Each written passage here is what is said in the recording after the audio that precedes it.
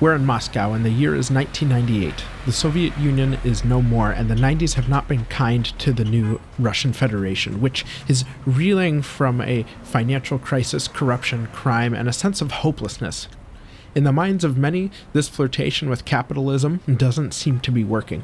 Distaste for this capitalist experiment clashes with Soviet mosaics and Lenin's disapproving scowl carved in stone, driving a longing for a return to some glorious past. Not all specters from Soviet times show such rosy glimmers. Some lay dormant, hiding terrible memories, waiting to be discovered like a bitter secret. There is a work crew at the Tunisian embassy not far from the Kremlin. Their job is to replace some water pipes in the embassy garden. Should be a fairly routine job, but there's a problem. The excavator stops digging and the crew gather around a shallow hole. Resting at the bottom are several human skeletons. Could these be some ancient victims of Ivan the Terrible? No. They appear much more recent. Perhaps victims of the Tsar's secret police. Not likely. What about the Cheka or the NKVD? Now we're getting warmer. But these aren't the remains of political prisoners. These skeletons don't appear to have been buried with clothes on, which is not impossible. Political prisoners have been stripped naked and shot before. But this is a garden in an embassy. Has it always been an embassy? No. This is the former residence of the last NKVD chief, Lavrenti Beria, who, in addition to being a brutal careerist, was a raging sexual predator. These skeletons, as it turns out, are the remains of 5 women who were either brutalized or rejected Beria's advances. Whatever the case, the ground was their destiny. So there I was. I had just finished publishing episode 3 about the Cheka. I had a brief sense of accomplishment, patted myself on the back, consumed alcohol, and briefly contemplated therapy for continuing to engross myself in this topic of secret police, but I don't have time for therapy, so I opened a new Google Doc instead. Originally, the NKVD episode was supposed to be a singleton, but it quickly became apparent I needed to split it into 2, because 1, if I didn't, the episode would have been 4 hours long, and 2, the man Lavrenti Beria was such a vile piece of shit that he warranted special attention. Not to mention the NKVD as an institution wore a lot of hats. They fought alongside the Red Army in battles on the Eastern Front against the Germans, and they helped the Soviet Union become a nuclear power. They also reorganized and rebranded a couple times between 1940 and 1946. At the end of the day, they were a vast extension of Stalin's power, wielded through his lapdog, Beria. Consider this your content warning. This is a show about secret police, and if you've been following up until now, you know we discuss some pretty gruesome stuff. But this is the first time we will be talking about the leader of a secret police institution who also happened to be a child predator. This is the sort of stuff that would upset any sane human being, and the writing of this episode took on a new meaning for me personally because I recently sat on a jury for a case involving sexual assault against a minor. So child predation by a person of considerable power is a particularly nauseating thing to chew on. But there will be a lot of history as per usual, and we will be all over the place geographically speaking, bouncing across the span of Russia from Europe to Asia. And we'll meet some interesting characters who unfortunately chose to lend their services to a regime bent on spreading communist revolution. Just one housekeeping thing, and we'll be on our way. Please rate the show and give it a review. I'd greatly appreciate it. It helps me, and it helps the show grow and reach more history people. It also pleases the algorithm gods, and I like to know how my audience feels about things. Spotify users can, as of recently, leave a rating. 5 out of 5 would make me happy and would be appreciated. Those of you coming from the Eastern Border podcast or the Steam Gentleman podcast, welcome. Glad to have you along on this ride, and thank you for lending me your ears. If for some reason you haven't heard either The Eastern Border or The Steam Gentleman, please check them out. They're great. Now, let's get into it.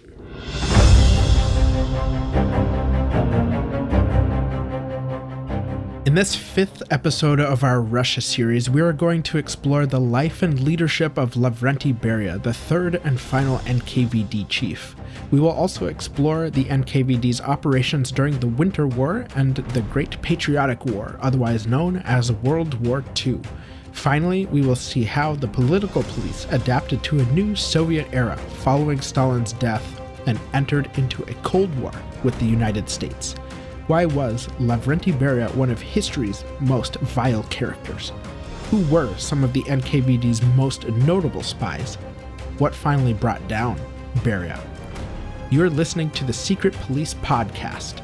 Do you have a problem with authority? Because I do, and I'm on a mission to help us build a healthy skepticism towards those in power. My name is Jack, and I spend hours researching and engaging with my morbid curiosity of dictatorships, and share with you the history and methods of the world's most brutal secret police forces. We look at how secret police enforce tyranny and strike fear in their people.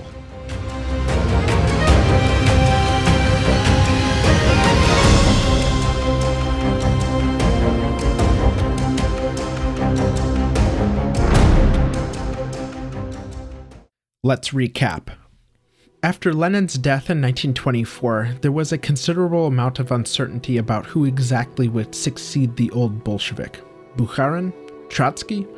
Nobody expected Joseph Stalin to take the reins of power, but he did so with shrewd and cunning political maneuvering.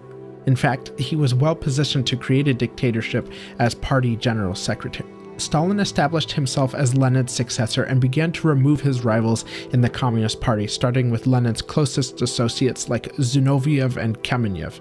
At first, removal meant dismissal from party duties, but gradually Stalin sought to legally allow for the execution of party members who confessed to allegations of crimes against the USSR, even if the confessions were false and extracted through torture. For example, when the popular Politburo member Sergei Kirov was mysteriously assassinated, which was likely a plot carried out by the NKVD, Stalin used this as an opportunity to link Zinoviev and Kamenev to the plot. They were both sent to prison and eventually executed. Conveniently for Stalin, Kirov was also a rival. Stalin followed with a purge of both the party and the Red Army, where party members and many, if not most, Red Army officers were imprisoned, exiled, or shot. Even some people who never went against Stalin's will were purged. Stalin wanted the Soviet Union to rapidly industrialize at any economic or human cost. He enacted 5-year plans to collectivize farmlands and crop production, as well as build factories in urban centers. Meanwhile, the secret police underwent changes in a transition away from Lenin's regime to Stalin's. The Cheka had since been abolished, and in the latter part of Lenin's rule, the GPU and then the OGPU took over state security duties performed by the Cheka. The OGPU in particular served as the Soviet Union's main political policing strong arm until they were reorganized into the People's Commissariat for Internal Affairs, or the NKVD, in 1934. The NKVD was every dictator's wet dream of a secret police force. They maintained a massive spy network within the Soviet Union and abroad, provided military aid to Spain during their civil war, administered the gulags, enforced collectivization at gunpoint, protected Stalin, and much more.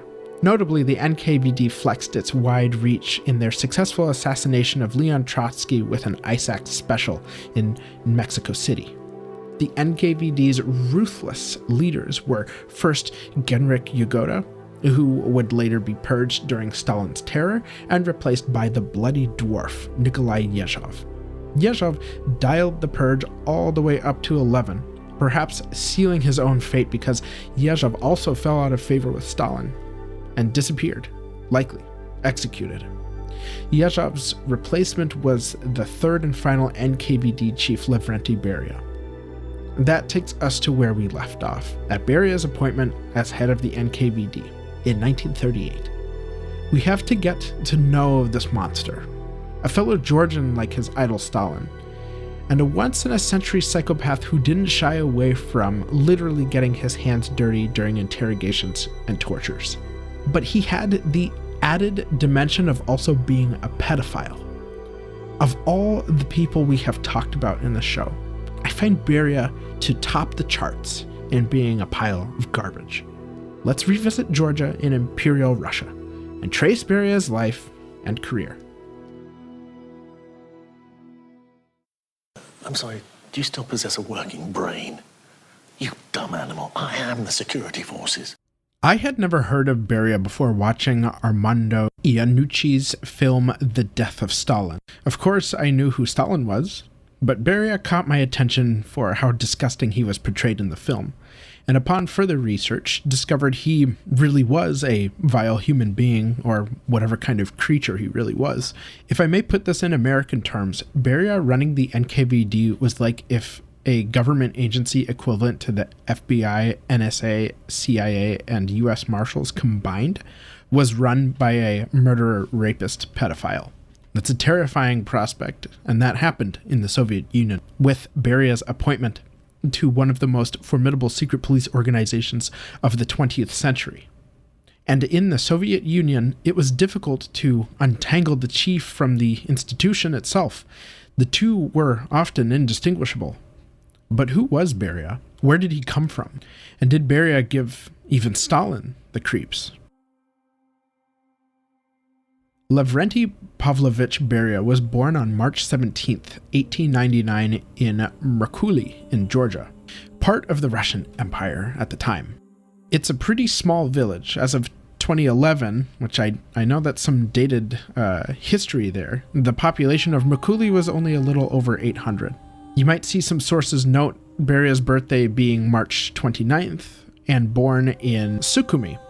So we at least know that he was born in March 1899. And Sukhumi is only about 8 miles or 13-ish kilometers from Mercouli.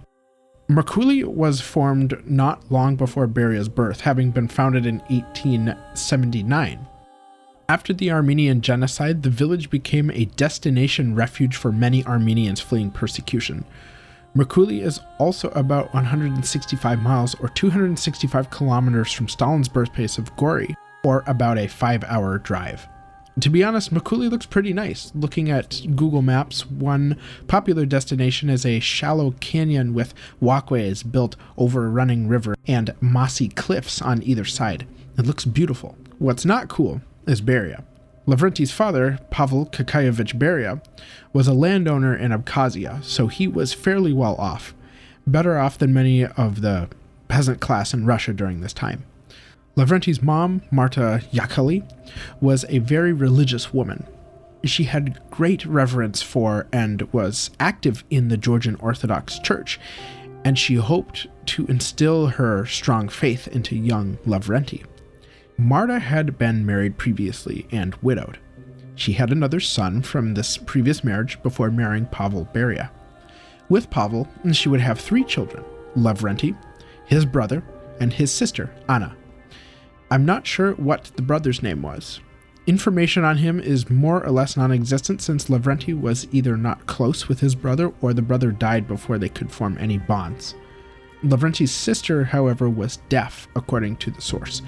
He also seemed close with his nieces who may have depended on him for support. As a high school-aged kid, Lavrentiy was given the name Detective at his school because he was very good at finding lost or stolen items. But it's also possible little Lavrentiy stole people's things himself in order to pretend to have found it. Lavrentiy had a sweet tooth for manipulation at a very early age. In 1917, Lavrentiy went to study mathematics and science at the Baku Polytechnicum in Azerbaijan.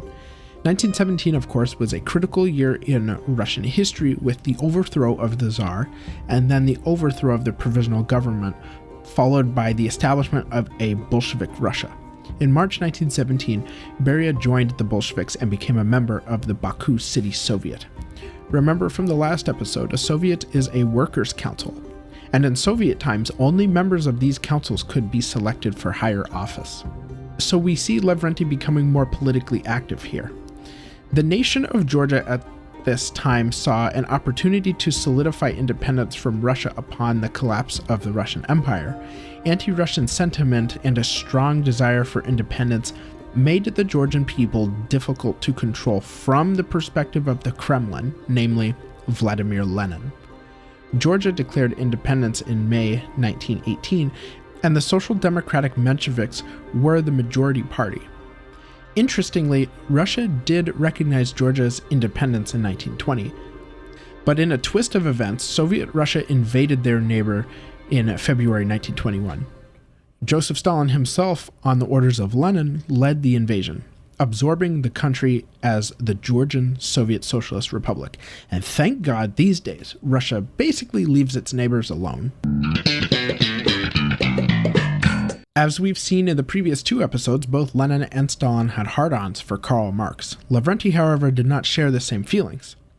It's noted in multiple sources that Beria wasn't exactly a passionate communist, especially compared to Lenin. Beria joined the Bolsheviks because he had to in order to advance his career. He likely didn't give a polar bear's ass about political ideology. As Roy Medvedev, the author of Let History Judge the Origins and Consequences of Stalinism, quote, Beria had never been a Marxist or a revolutionary. Right from the start, he was an unprincipled careerist, end quote. And you'll see what I mean in a bit when we talk about Beria's experience in the Russian Civil War. Obviously, Beria's dispassion for communism did not deter Stalin from promoting him to ever higher posts in the party. Beria was loyal to Stalin, and Stalin may have found it useful to have a fellow Georgian in the inner circle. After Lavrentiy graduated from the Polytechnic School in 1919, he got a job with the security services of Azerbaijan. Azerbaijan is a small country in the Caucasus that shares a border with Russia in the north, Iran in the south, Georgia and Armenia in the west, and the Caspian Sea to the east. In 1919, Azerbaijan was ruled by the Muslim Democratic Musavat Party. I'm probably pronouncing that incorrectly. It may be Musavat, I think it might be. Beria actually supported the Musavat party during the Russian Civil War in opposition against the Red Army. In my opinion, this demonstrates that Beria didn't necessarily care about party ideology. He also worked to undermine the prominent Menshevik party in Georgia from his post in Azerbaijan, doing a little international agitation there. Of course, the Red Army would be victorious in the Russian Civil War, and in 1920, Beria found himself in a pickle when the Red Army entered Azerbaijan and defeated that nation's government. He was then assigned to collect intelligence inside Georgia from the Revolutionary Military Council of the Bolshevik 11th Army. But with increased Red Army control came increased suspicion of spies who had collaborated with enemy forces, including Beria. Approximately 2,000 Musavat party members and Beria were arrested. The source notes a rumor flying around that Beria was actually supposed to be executed on charges of spying, but he was spared. Instead, Beria spent time in jail, and during his stint behind bars, he formed a relationship with his cellmate's niece. Her name was Nina Gagechkori, and I couldn't figure out how they bonded in prison. I don't think she was a prisoner. Maybe the cellmate had some kind of visitation hours, or family members were able to stand just outside the cell. I'm not sure, but Beria was baited for jailbait while in jail. His cellmate's niece was 17 at the time, and Beria was 21. They're starting to get some inklings of who this guy really was. I guess things worked out because Lavrentiy and Nina would later elope on a train. But she didn't know at the time that Beria's thing for 17-year-olds, would stick around. Beria was arrested again along with some of his Bolshevik comrades for spying on the ruling party of Georgia, the Mensheviks. This was before the Soviets invaded Georgia, so the Mensheviks were still in power. As punishment, Beria was supposed to be exiled, and he was ordered to leave Georgia within 3 days, but Beria pulled a little sneaky and stayed in the country, living under a false identity and working for the Soviet embassy. His undercover lifestyle could only last so long. Eventually, the Georgian authorities caught up to Beria, arrested, and deported him back to Baku in Azerbaijan. I know this is a bit confusing because he keeps playing musical countries, so at this point in 1920 or 1921, he returned to Azerbaijan. Sorry for not being too clear on the dates. The sources aren't clear on the dates either, so I had to kind of piece together parts of his life chronologically as best I could. Beria tried to get back into academia a couple times, but lost interest. Each time he wound up returning to work for the Bolshevik Party. He took a role as Administrator of Affairs for the Azerbaijan Central Committee. Following that role, Beria was appointed to a role of secretary on a committee tasked with diminishing the wealth of the bourgeoisie and improving the lives of the workers. This sounds like, your friendly neighborhood bureaucrat coming to redistribute the wealth, but please, this is Beria we're talking about. He didn't just redistribute wealth. He oversaw the confiscation of private property on behalf of the ruling Bolshevik Party. The party controlled the assets, and the workers got dick. In February 1921, Beria was promoted to deputy head of the regional leadership of the Cheka, the Bolshevik secret police. This was a great career move for Beria, but a terrible move for the Soviet people's self-preservation. He also married Nina in 1921, a big year for him. Apparently, they were married in secret. So when Beria's later atrocities came to light, rumors surfaced that Nina was forced to marry against her will, but we'll get to that. Meanwhile, in Moscow, the fate of the Caucasus was being tossed around amongst Soviet leadership. Would Georgia, Armenia, and Azerbaijan become semi-independent or be absorbed into the Soviet Union? Lenin's health was also failing him, having suffered several strokes, so his ability to lead was severely diminished. Stalin, of course, would rise to power and seek to absorb his homeland into the Soviet Union. Go check out part 4 for more details if you haven't already. Georgia wasn't just going to roll over and be absorbed. In November 1922, Beria and Nina moved back to Georgia and settled in the capital of Tiflis, now Tbilisi. The environment they landed in was one of resurgent anti-Bolshevik sentiment. Beria positioned himself to assist the Bolsheviks in ruthlessly squashing Georgian revolt by arresting and executing counter-revolutionary forces. The Menshevik Party received little trouble from Lenin's government due to many of them being old colleagues of Lenin. But in 1922, the Soviet Union was under new management. Stalin tolerated no opposition. The only space for opposition would be in gulags or in torture chambers. Oh, and underground as well. Opposition included Mensheviks, like I mentioned, Turkish nationalists, and Muslim counter-revolutionaries. The Cheka was having trouble controlling these various uprisings. Mass arrests only added fuel to the fire in October 1923. Arrests did little to discourage people from resisting the Bolshevik hand, gradually tightening around Georgia's neck.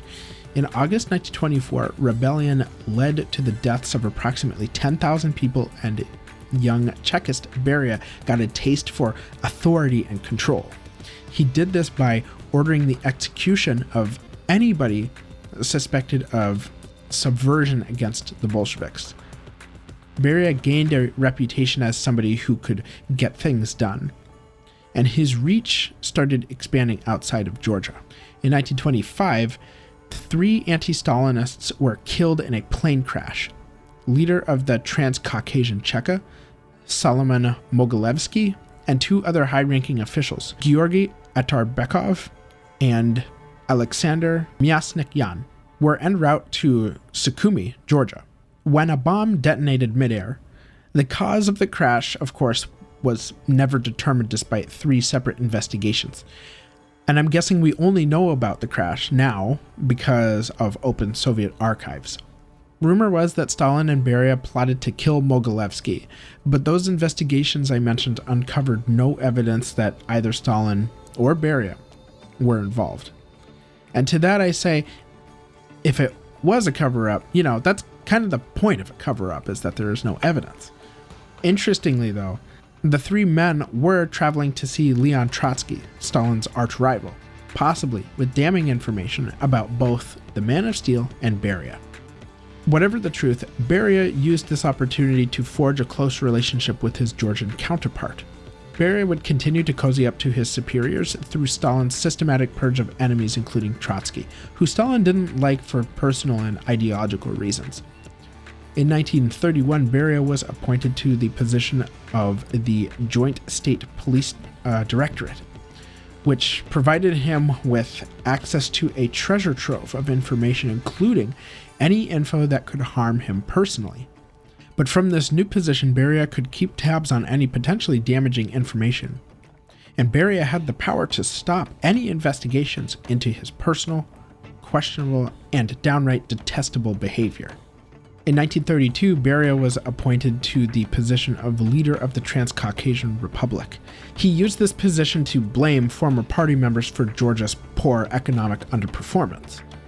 And he used this as a reason to replace old Bolsheviks in Georgia with brand spanking new Bolsheviks. He also strengthened Georgia's policies regarding forced seizure of land and collectivization. If you've stuck with this series thus far, you know that people who defied the Bolsheviks' policies were either exiled or shot.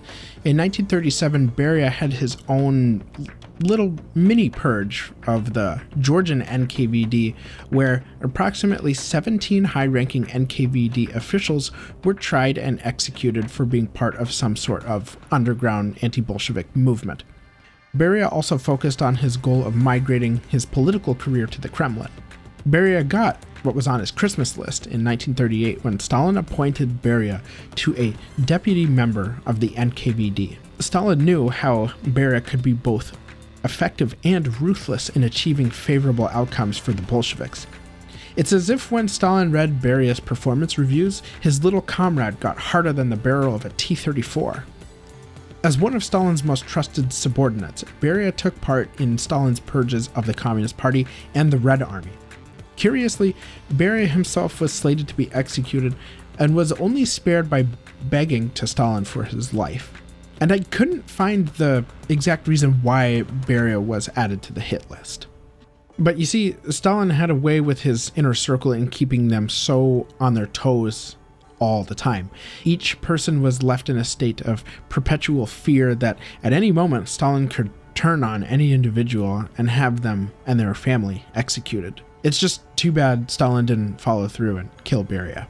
In 1941, Beria would be the second most powerful person in the Soviet Union, second only to Stalin himself. Beria was both the head of the police but also deputy prime minister. He achieved a greater level of power than his two dead-ass predecessors from last episode, Genrikh Yagoda and Nikolai Yezhov. Stalin even referred to Beria as my Heinrich Himmler, a reference to Nazi Germany's SS chief and architect of the Holocaust. What was Beria's conduct as chief of the NKVD and his conduct after dark? Beria was appointed to head of the NKVD after the ousting and death of Nikolai Yezhov. One of Beria's first orders of business was to bring in many of his own loyal underlings into the institution while also quietly eliminating Yezhov's team. Beria notably appointed many of his own countrymen to these positions, that is, other Georgians. The mass of Georgian names in the NKVD made some Russian speakers' ears perk up. These Georgians had an advantage over the remaining Russian agents in the NKVD who were previously Cheka agents. That advantage was the language barrier.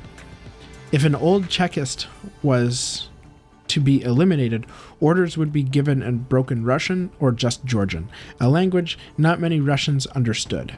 Beria cleaned house and made the NKVD his own, like a reflection of his own personality. But what was Beria like as a person? The best explanations I could find are quotes from other people who worked with him. Milo Vangelos, a Yugoslavian Communist Party member, said about Beria, quote, "Beria was a Georgian like Stalin, but one could not tell this at all from the looks of him. Georgians are generally bony and dark. Even in this respect, he was nondescript. He could have passed more easily for a Slav or a Latvian, but mostly for a mixture of some sort," end quote. Here are just some more descriptions of what Beria was like. Nikita Khrushchev, who would eventually himself take control of the Soviet Union, said, quote, "Beria and I started to see each other frequently at Stalin's. At first, I liked him. We had friendly chats and even joked together quite a bit. But gradually his political complexion came clearly into focus. I was shocked by his sinister, two-faced, scheming hypocrisy. Soon after his transfer to Moscow, the atmosphere in the collective leadership and in Stalin's inner circle took on an entirely different character from what it had been before. It changed very much for the worst." End quote. Then Khrushchev describes a trick Stalin would play to trip up his cronies. Stalin approached Khrushchev and said, quote, "Before Beria arrived, dinner meetings used to be relaxed and productive affairs. Now he's always challenging people to drinking contests, and people are getting drunk all over the place." End quote. Khrushchev was smart enough to be wary when Stalin criticized people. Why? Khrushchev explains that, quote, "Even though I agreed with Stalin completely, I knew I had to watch my step in answering him. One of Stalin's favorite tricks was to provoke you into making a statement, or even agreeing with a statement, which showed your true feelings about someone else. It was perfectly clear to me that Stalin and Beria were very close." End quote. Little mind games there. Imagine if your boss did that to you. You go into a meeting in person or on Zoom and you're a bit early, but your boss is there. "Hey there, Jim," he says, and you guys start shooting the shit. And then your boss says, "You know, Todd is causing us problems. Ever since he was transferred to our department, he screws up the numbers on our financial statements. Just sloppy work. He goes on long walks in the middle of the workday and spends 15 to 20 minutes in the bathroom, probably just scrolling. And he smells kind of funky monkey. And before you say, 'Hell yeah, Todd sucks,' you think about it, and you know your boss and Todd hang out, and not just at happy hour after work. Todd was at your boss's wedding. Heck, there is a photo of Todd and your boss's fishing trip in his office. So you amend your answer and say, I like Todd. He's a great guy, and he's amazing with clients. So, go Todd." But then your boss plays the same trick on Frank, and Frank goes on a rant about Todd, and then, one day, Frank doesn't show up to work no more. In fact, Frank's wife hasn't seen him in a couple days. Back to Beria. Eventually, NKVD chief Nikolai Yezhov came into Stalin's crosshairs and would be gradually overworked until he made a fatal mistake. British historian Robert Service, author of Stalin, a Biography, stated, quote, "Yezhov understood the danger he was in, and his daily routine became hectic. He knew that the slightest mistake could prove fatal. Somehow, though, he had to show himself to Stalin as indispensable. Meanwhile, he also had to cope with the appointment of a new NKVD deputy commissar, the ambitious Lavrenti Beria, from July 1938." End quote. Was Beria competing for both Yezhov's job and Stalin's affections? The short answer is yes. Another British historian, Simon Montefiore, explained, quote, "Stalin may have wanted a Caucasian, perhaps convinced that the cutthroat traditions of the mountains, blood feuds, vendettas, and secret murders suited the position. Beria was a natural and the only first secretary who personally tortured his victims. The blackjack and the truncheon were his favorite toys. He was hated by many of the old Bolsheviks and family members around the leader. With the whispering, plotting, and vengeful Beria at his side, Stalin felt able to destroy his own polluted, intimate world." End quote. The author, Robert Service, continues by saying, quote, "Beria had until then been first secretary of the Communist Party of Georgia. He was widely feared in the South Caucasus as a devious plotter against any rival, and almost certainly he had poisoned one of them, the Abkhazian communist leader Nestor Lakoba, in December 1936. If Yezhov tripped, Beria was ready to take his place. Indeed, Beria would be more than happy to trip Yezhov up. Daily collaboration with Beria was like being tied in a sack with a wild beast. The strain on Yezhov became intolerable. He took to drinking heavily and turned for solace to one-night stands with women he came across. And when this failed to satiate his needs, he pushed himself upon men he encountered in the office or at home. Insofar as he was able to secure his future position, he started to gather compromising material on Stalin himself. On the 17th of November, the Politburo decided that enemies of the people had infiltrated the NKVD. Such measures spelled doom for Yezhov. He drank more heavily. He turned to more boyfriends for sexual gratification. End quote. The priorities here seem super skewed because somehow in the Soviet system's logic, Yezhov being gay is worse than Beria being a pedophile. These direct quotes and historical accounts paint a remarkably consistent picture of Beria, that he's brutal, hated, feared, and ambitious. Those traits he brought to the role of NKVD chief, and he got shit done. December 1938, Nikolai Yezhov was executed, leaving a large vacancy.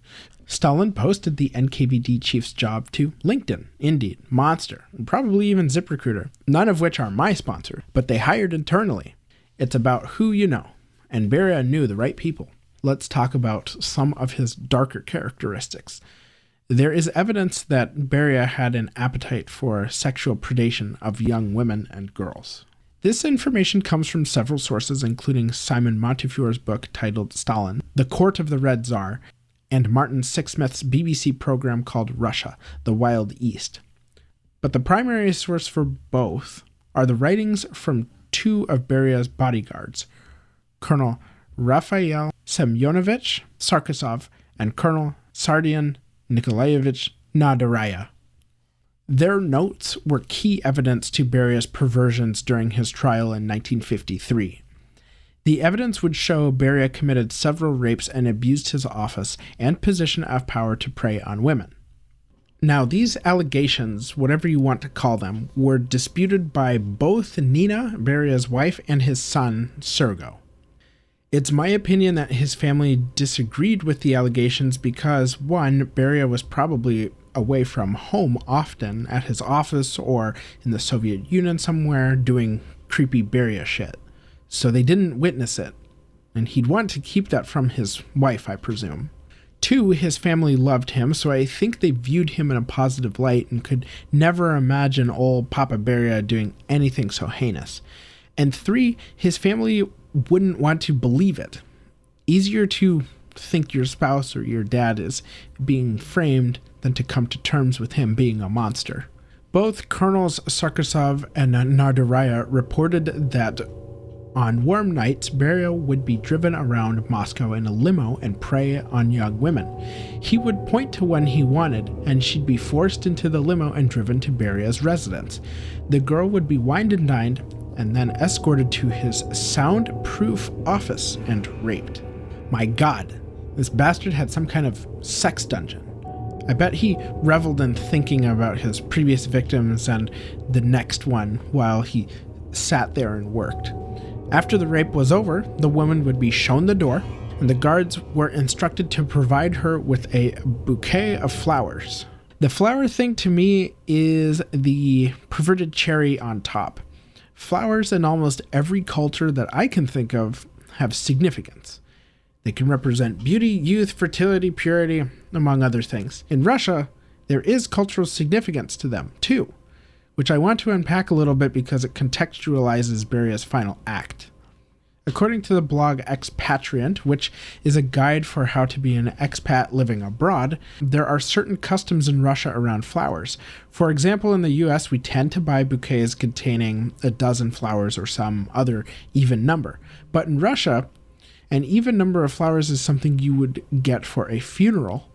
Rather, you'd want to give that special someone an odd number of flowers, and you can never give too many. Generally, you would not bring flowers on a first date. So when Beria gave random women flowers after raping them, he's like, just violated a woman against her will, and then here are some flowers. Oh, and the deadly twist was, if a woman refused to submit to him or refused to take the flowers, she would be arrested and sent to a gulag or shot. If she took the flowers, it gave the appearance that the rape was actually consensual. At one point, Beria had Soviet actress Tatiana Okhunovskaya brought to his dacha, where he offered to release both her father and her grandmother from gulags if she let him have his way with her. What she didn't know was her father had been shot months earlier, and Beria raped her anyway. In 1948, she was arrested and put in solitary confinement in a gulag at the Steplag or Stepnoy Camp Directorate Special Camp No. 4 near a village called Kangir in central Kazakhstan, middle of nowhere. Tatiana Okhunovskaya died in 2002, so not really that long ago. Before her arrest, she was in films called Hectic in 1935, and It Happened in the Donbass in 1945. Tatiana was released from prison in 1954 and returned from entertainment, and acted in films like The Captivating Star of Happiness in 1975 and House of the Rich in 2000. She way outlived that monster that tried to bring her down. Good on you, Tatiana, and go fuck yourself, Lavrenti Beria.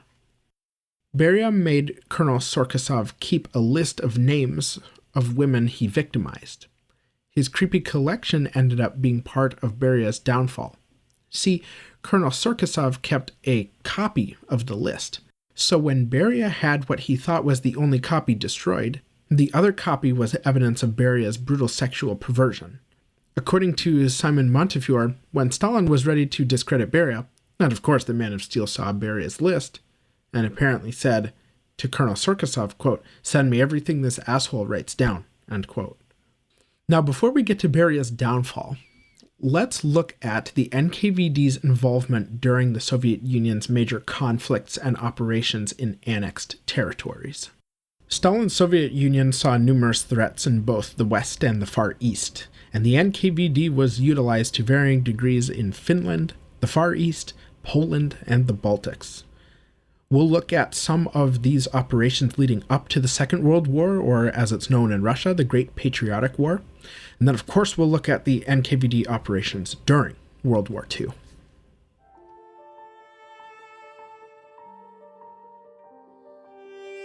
In case you haven't looked at a map or have the geographic aptitude of the average American, Finland is a Nordic country that borders Russia to the east, Sweden and the Gulf of Bothnia to the west, and Norway to the north, and separated from Estonia by the Gulf of Finland in the south. Finland's capital, Helsinki, sits on the coast of the Gulf of Finland and is home to several beautiful churches like Tapeliaukion Kirkko, which I'm probably completely mispronouncing. The Finnish language, which I neither speak nor understand, as I've just demonstrated, is unique compared to their westerly Scandinavian neighbors and their fancy-schmancy Nordic Germanic languages. No, Finnish is a part of the Finnic language group, and that group is part of the Uralic language family, a family of languages that also includes Hungarian. Within the Finnic groups is also Estonian and Karelian. And Finns love their saunas. Oh my goodness. I'd love to visit Finland one day. It looks like a forested wonderland. Finland used to be part of the Kingdom of Sweden until 1809, when the country was annexed by Russia. Though Finland was incorporated into Russian territory, it was allowed to be semi-autonomous as the Grand Duchy of Finland. One major strategic benefit of absorbing Finland was extending Russia's border with the West away from St. Petersburg. We saw this in Part 3, where the Bolsheviks relocated the capital city from then Petrograd, same place as St. Petersburg, to Moscow, as the German lines approached Petrograd. I'm oversimplifying, but that's the gist of it. We know that Lenin hid from Tsarist authorities for a time in Finland before the revolution. Then, Finland would gain its independence from Russia in 1917 and plant a seed for future conflict with the Bolsheviks. One thing to keep in mind that I haven't touched on is that Finland was a battlefield between Russia and Sweden for centuries. So there are nuggets of territorial disputes between the two, while Finland just wants Santa to bring them some independence this Christmas. Instead, Finland had to fight for its existence. The February Revolution of 1917 provided an opportunity for Finnish independence, and the provisional government allowed for Finnish autonomy, ceding territory and governance of the country. Finland's political landscape developed in a similar direction as Russia's in that left and right-wing factions struggled for power. However, when the Bolsheviks took control of Russia, all Finnish political factions came together to ensure their independence. On December 6, 1917, the Finns officially declared independence from Russia, and other nations would gradually recognize Finnish independence through 1918 and 1919. The new Soviet government was not prepared to prevent this from happening, and the Soviets had an interest in holding Finland because, without it, the Finnish border would be close to Petrograd. Not to mention, silver and other mineral deposits in Karelia, but we're getting there. I mentioned left and right factions in Finland, and they closely represented similar fissures in Russian politics. That is, the left wing were Reds or communists, while the right wing were whites and aligned more with the Tsar. Finland broke out into civil war in January 1918 between the Reds, supported by Soviet Russia, and the Whites, backed by Sweden and Germany. The Whites had several advantages over the Reds. 1, they had former officers of the Russian army. 2, German-trained rebel troops called Jaegers. And 3, the Germans occupied Helsinki, which presumably hampered Red support since communists typically flourished in urban areas. And 4, the Whites had the leadership of Carl Gustaf Emil Mannerheim. I've heard of him. The Whites would be victorious and Finland would eventually become a presidential republic. A couple more historical context pieces and then more NKVD. There were political elements in Finland interested in retaking a historically Finnish province called Karelia that was inside Russia. Karelia, the region, is remote, forested, and frankly quite beautiful, stretching from the White Sea in the north to the Gulf of Finland. Karelia is an area of a little over 172,000 square kilometers, or 66,600 square miles. That's an area about the same size as the state of Washington at 66,582 square miles. It's a significantly sized piece of land. The Finns made several unsuccessful attempts to retake Karelia, but they did assist Estonia in gaining their independence from Soviet Russia. Finland and Russia signed the Treaty of Tartu in 1920, which established the Russo-Finnish border, with both parties making some territorial concessions. In 1921, Karelia staged a rebellion against the Soviets, who were quick to quell the uprising because a crucial railway between Petrograd and the northern city of Murmansk ran through parts of Karelia.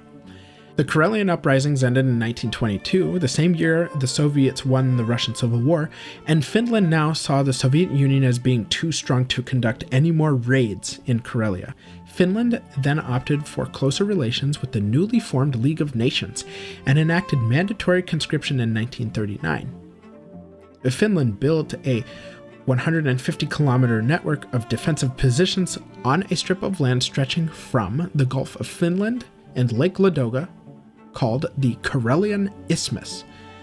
The defensive line itself was called the Mannerheim Line and was within Finnish territory, but not far from the Russian border and Petrograd. It was theorized that if the Russians invaded, the Karelian Isthmus was the most likely place. Enter the Man of Steel. Stalin saw Finland as a threat because the border was too close to then Leningrad, the same place as Petrograd and St. Petersburg, and Stalin feared the Germans would use Finland to launch an invasion. The Soviets even offered Finland a revised treaty where the Finns agreed to fight Germany if invaded and then allow Soviets into the country to aid in the defense. Yeah, right. Wow, Dmitri, thanks for helping me get rid of those pesky Germans. Yeah, no problem there, Simo. Well, yeah, so, I should probably get the place cleaned up. Kids have school in the morning. I have a shit ton of laundry to fold. Oh, don't mind me, Simo. I'll be here. What do you mean? Oh, I'm staying. What was that, Dmitri?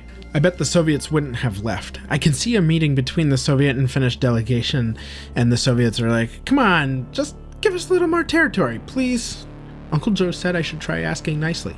Is it ironic, or does it actually make perfect sense that the largest country on Earth has been consistently interested in more and more incremental bits of territory? If there is one thing I've learned doing this series, it's that Russia is run by land addicts. Anyway, that treaty they signed in 1920, the Treaty of Tartu, was increasingly becoming irrelevant as Finland and Russia saw each other as enemies. As early as 1928, the NKVD executed or deported people of Finnish heritage or origin within the Soviet Union. It is estimated that through Stalin's rule, between 8 and 25,000 Finns were killed or disappeared in the Soviet Union. At the onset of collectivization, 18,000 of the Ingren Finnish people were deported from near the Finnish border. The regions where Finns were deported from were replaced with Russians. In 1935, the Karelian Regional Committee of the Communist Party of the Soviet Union initiated a propaganda program declaring the Finns to be, quote, dangerous nationalists, end quote. In 1937, Finnish language schools, Finnish media, and Lutheran churches were banned. NKVD agent Boris Yartsev met with Finnish Foreign Minister Rudolf Hultzi and Prime Minister Imo Kajander in April 1938. I'm sorry about these names. I don't speak Finnish. Yartsev iterated the Soviet Union's distrust of Nazi Germany and did not want to meet the Germans' advance within Finland. Finnish delegation said they would be capable of defending against the Germans and just wanted to stay neutral in the whole situation. Yartsev suggested Finland either cede or lease islands in the Gulf of Finland to the Soviets so they could defend that sea lane leading to Leningrad. During the Winter War, the NKVD pioneered their battlefield secret policing methods by transporting Finnish prisoners of war to gulags throughout the Soviet Union. This treatment wasn't just reserved for enemy combatants. Oh no.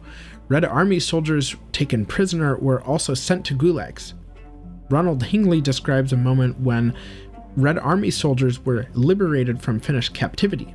These soldiers were given a hero's welcome in Leningrad, marching through the city with red banners.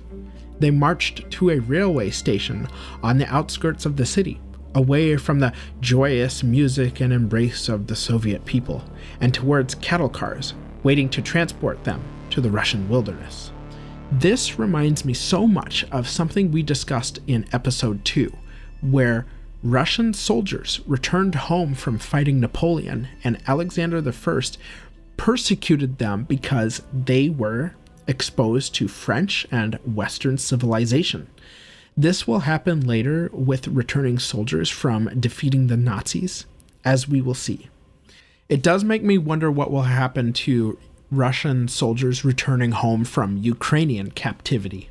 Finland knew about the USSR's aforementioned persecutions against Finnish people during the purges, and rightfully figured it would not be wise to either cede or lease land to the Soviets, nor let the Red Army waltz in with a blank check. Or no, because checks are the invention of capitalist pigs.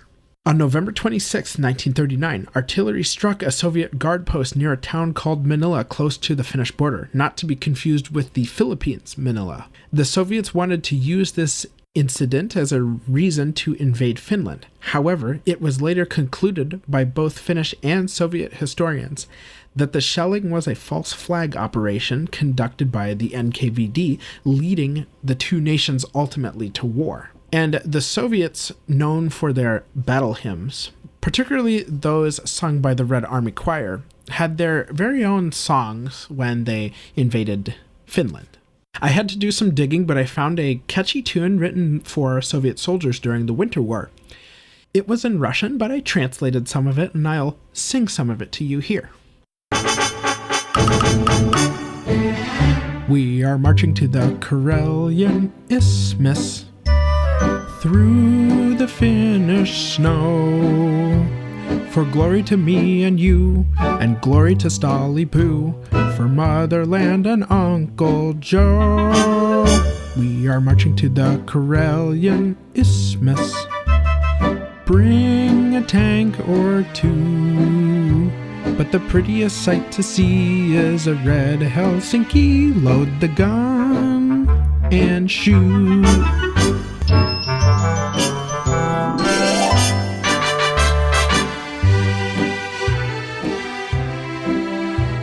Was that as cringy for you as it was for me? Secret Police, the musical, everyone. If you didn't recognize that Soviet march, that's because I made it up and I can't sing. But credit to my wife for coming up with the name Stalipu. Let's turn our gaze eastward to Russia's vast interior. The NKVD conducted numerous operations that didn't get a lot of coverage in history class. They juggled operations and relationships with China, Korea, and Japan. Let's start with China. Russia's eastward expansion to me feels like it gets very little attention, at least here in the US. Maybe partly because it happened during the time of the Tsars, and Russia wasn't necessarily threatening us directly. Russia, of course, wasn't spreading communism at that time. Who knows? During the time of Catherine the Great, Russia grew in size and ambition. Specifically, Russia wanted to have a naval presence in the Pacific, always on the lookout for warm water ports. Russia would inevitably be on a collision course with China, specifically the Qing dynasty. Luckily for Russia, the Qing had internal issues and were busy losing the Second Opium War to Britain and France. Sensing the Qing were in a losing fight, the Russians, specifically a Russian governor-general of the Far East, Nikolai Muravyev, ordered troops to the Mongolian-Manchurian border, threatening the Chinese with a second front. The Chinese opted to negotiate with the Russians, ceding 600,000 square kilometers or a little over 231,000 square miles of territory from Manchuria to the Russian Empire in the Treaty of Aigun. In 1860, the Russian Empire gained another massive amount of land between Manchuria and the Pacific Ocean that included the future city of Vladivostok in the Treaty of Peking. Fast forward to 1905. The Tsar's government became concerned that these same territories would be targeted by an expanding Japan. This became more of a concern after Russia's unexpected defeat in the Russo-Japanese War. Russian forces were slim at best in the vast Far East, and Chinese people immigrated to these regions ceded from China to Russia. The government in St. Petersburg didn't view Chinese immigration in a positive light, to say the least, arguing that the Chinese would change the demographic and social fabric of the region. The Chinese in the Russian Far East were increasingly viewed as a threat to the economic success of ethnic Russians. It was the Tsarist government that made the first attempts to stifle Chinese immigration in the region. The First World War provided an opportunity for the Russian government to scare people about Chinese immigrants, saying that Germany was recruiting Chinese citizens for espionage activities. During the Russian Civil War, the Chinese government sent military protection for its citizens in a couple cities, including Vladivostok. The Far East regions were under control of the White Army or monarchist faction of the conflict until the Bolsheviks won the war. The Soviets initially allowed Chinese culture to thrive in the Far East regions, allowing for Chinese media and trade unions. New economic policies allowed Chinese laborers into Russia in areas where the labor force was short on manpower.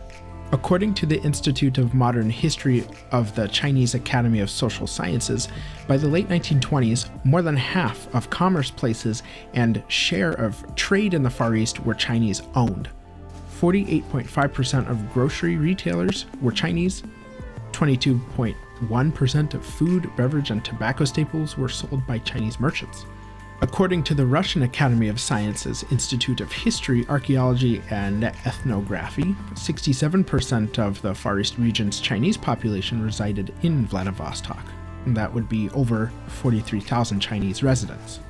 The year 1926 was a turning point for the Far East Russian Chinese, and by that point, Stalin had been in power for 2 years. In 1926, the People's Commissariat for Foreign Affairs, not the NKVD because they are internal affairs, decided Chinese and Korean migration to Russian territory was a big no-no. Koreans were forcefully relocated, and we'll get into that in a bit. And the Chinese economic power in the region was seen as a threat by Moscow, yet again. Moscow enforced stricter security checks on the Sino-Soviet border for Chinese people trying to enter Russia, taxed outbound parcels at a rate of 34% if the contents of the package was less than 300 rubles, and charged 14 rubles and strip-searched Chinese people leaving the Soviet Union. The new measures successfully decreased the Chinese population in the eyes of Moscow and anti-Asian sentiment remained through Stalin's collectivization programs and subsequent purges. The Japanese 1931 invasion of Manchuria spiked anti-Asian tensions in the region, of course. April 17, 1936, the NKVD raided Milyanka, the Chinatown area of Vladivostok. They arrested undocumented tenants, people with criminal records, and brothel owners. Chinese residents in the area were expelled, and their properties were seized. Later that same year, the Chinese consulate in Vladivostok had to intervene in liquidations carried out by the NKVD in Milyanka. Chair of the Far East NKVD, Genrikh Lushkov, had orders to arrest all Chinese people with provocation and terrorist aims, with no regard to their actual nationality. Pretty broad interpretation of what's provocation or terrorism. When we think of a Stalinist Russia and the midnight arrests, we probably conjure an image of these raids in a European setting like Moscow or Leningrad, but in January 1938, the Politburo found it necessary to suppress Chinese minorities, and midnight mass arrests became more commonplace in areas where before they really had not occurred. Moscow grew paranoid that the Japanese Kwantung army trained Russian-speaking Chinese people to enter Russia and spy. To Moscow, the logic was, deport the Chinese people, no more Japanese influence. I wondered if the Kremlin knew for a fact that Russian-speaking Chinese people were being recruited as spies, but I wasn't able to find if that was true or not. Moving on to another oppressed minority in Russia's Far East, Koreans. Census reports of Korean people living in Russia's Far East date back to 1860. We briefly revisit the Treaty of Peking, where the Qing dynasty ceded territory to the Russian Empire east of the Ussuri River. There is an intersection or a tri-point where Russia, North Korea, and China meet today. And I think it's worth noting that governments draw and redraw borders without regard to the people living in those areas, and those people on the ground probably don't even know what's happening. So I speculate some groups of Korean people ended up being drawn into politically Russian territory. Then the Kingdom of Korea remained a tributary state of the Qing dynasty despite the Peking Treaty. However, the Russo-Korean Treaty of June 1884 was signed and guaranteed Koreans currently living inside the Russian Empire citizenship, but Koreans trying to immigrate to Russia thereafter were only permitted a 2-year visit. Sorry, I know this is complicated with dates and treaties. I'm just so unfamiliar with the history of this part of the world. So the 1917 Bolshevik Revolution did not dissuade Koreans living in Japanese-occupied Korea from immigrating to Russia. Here are some interesting stats. By the 1920s, more than 100,000 Koreans lived in Russia's Far East, specifically Primorsky Krai, the same region as many Chinese immigrants to Russia. Russian peasants in this area actually benefited from Korean immigration since they could lease their lands to Korean families for a profit. In 1920, the 45,000 Koreans, or only 30% of the total Korean population in Russia, were granted citizenship, and by 1922, 83% of Soviet Korean households did not own land. As a side note, Korea itself became a protectorate of Japan in 1905 until 1945 at the end of the Second World War, but I'm jumping ahead a little bit. Things changed for Soviet Koreans, or Koryo Saram, as the sources put it, as the Bolsheviks solidified administrative rule and governance over the Far East. Somewhere between 700 and 800 Koreans were deported to Japan in 1925. In the 1930s, more Koreans were forcibly deported. For example, anti-Korean violence in the Far East motivated many Koreans to flee either to Manchuria or Korea itself. In 1928, 4 years into Stalin's rule, Koreans were removed from Vladivostok and moved north to the Khabarovsk Oblast. To replace the vacated Koreans, the Soviets relocated Slavs. Approximately 88,000 Koreans who did not hold Soviet citizenship were relocated to the Khabarovsk Oblast. In July 1937, the Central Executive Committee identified several ethnic minority groups they viewed as threats to the security of the USSR. As you probably guessed, one of those groups were Koreans. Pravda, the main Soviet newspaper, declared Korean Russians agents of Japan. August 1937, the Council of People's Commissars issued Decree number 1428-326cc, which ordered the deportation of Koreans from the Far East by January of the following year. This was signed off by both Vyacheslav Molotov and Joseph Stalin himself. I read in several different sources that many of the Korean minority population were relocated to the Kazakh SSR or Kazakhstan and the Uzbek SSR or Uzbekistan per the decree. The aim, like with displacing Chinese people, was to thwart espionage efforts of the Japanese. One interesting provision of the decree is that people forced to move would be compensated for, quote, abandoned, movable, and real property and crops, end quote. But instead of cash, the deportees received an exchange receipt, or in other words, a Soviet IOU, which was quite the opposite of AK-47. Unreliable. These receipts were not binding documents, and therefore did not have to be honored. The Soviet government actually waited a couple weeks before initiating deportations for the Korean Russians to complete their harvests. I speculate that was done for the government to seize the crops and sell them to help finance the regime. The sources say the Koryo Saman mostly grew rice. The 1st of September 1937 saw the first group of over 11,000 Koreans deported from their homes to Central Asia. The NKVD went house to house, pounded on doors, and informed families they needed to leave within half an hour and did not know where they would be headed. The NKVD also had the audacity to charge these families 5 rubles for their own transport on some dingy cargo train. Those families who didn't resist were rewarded with over 300 rubles.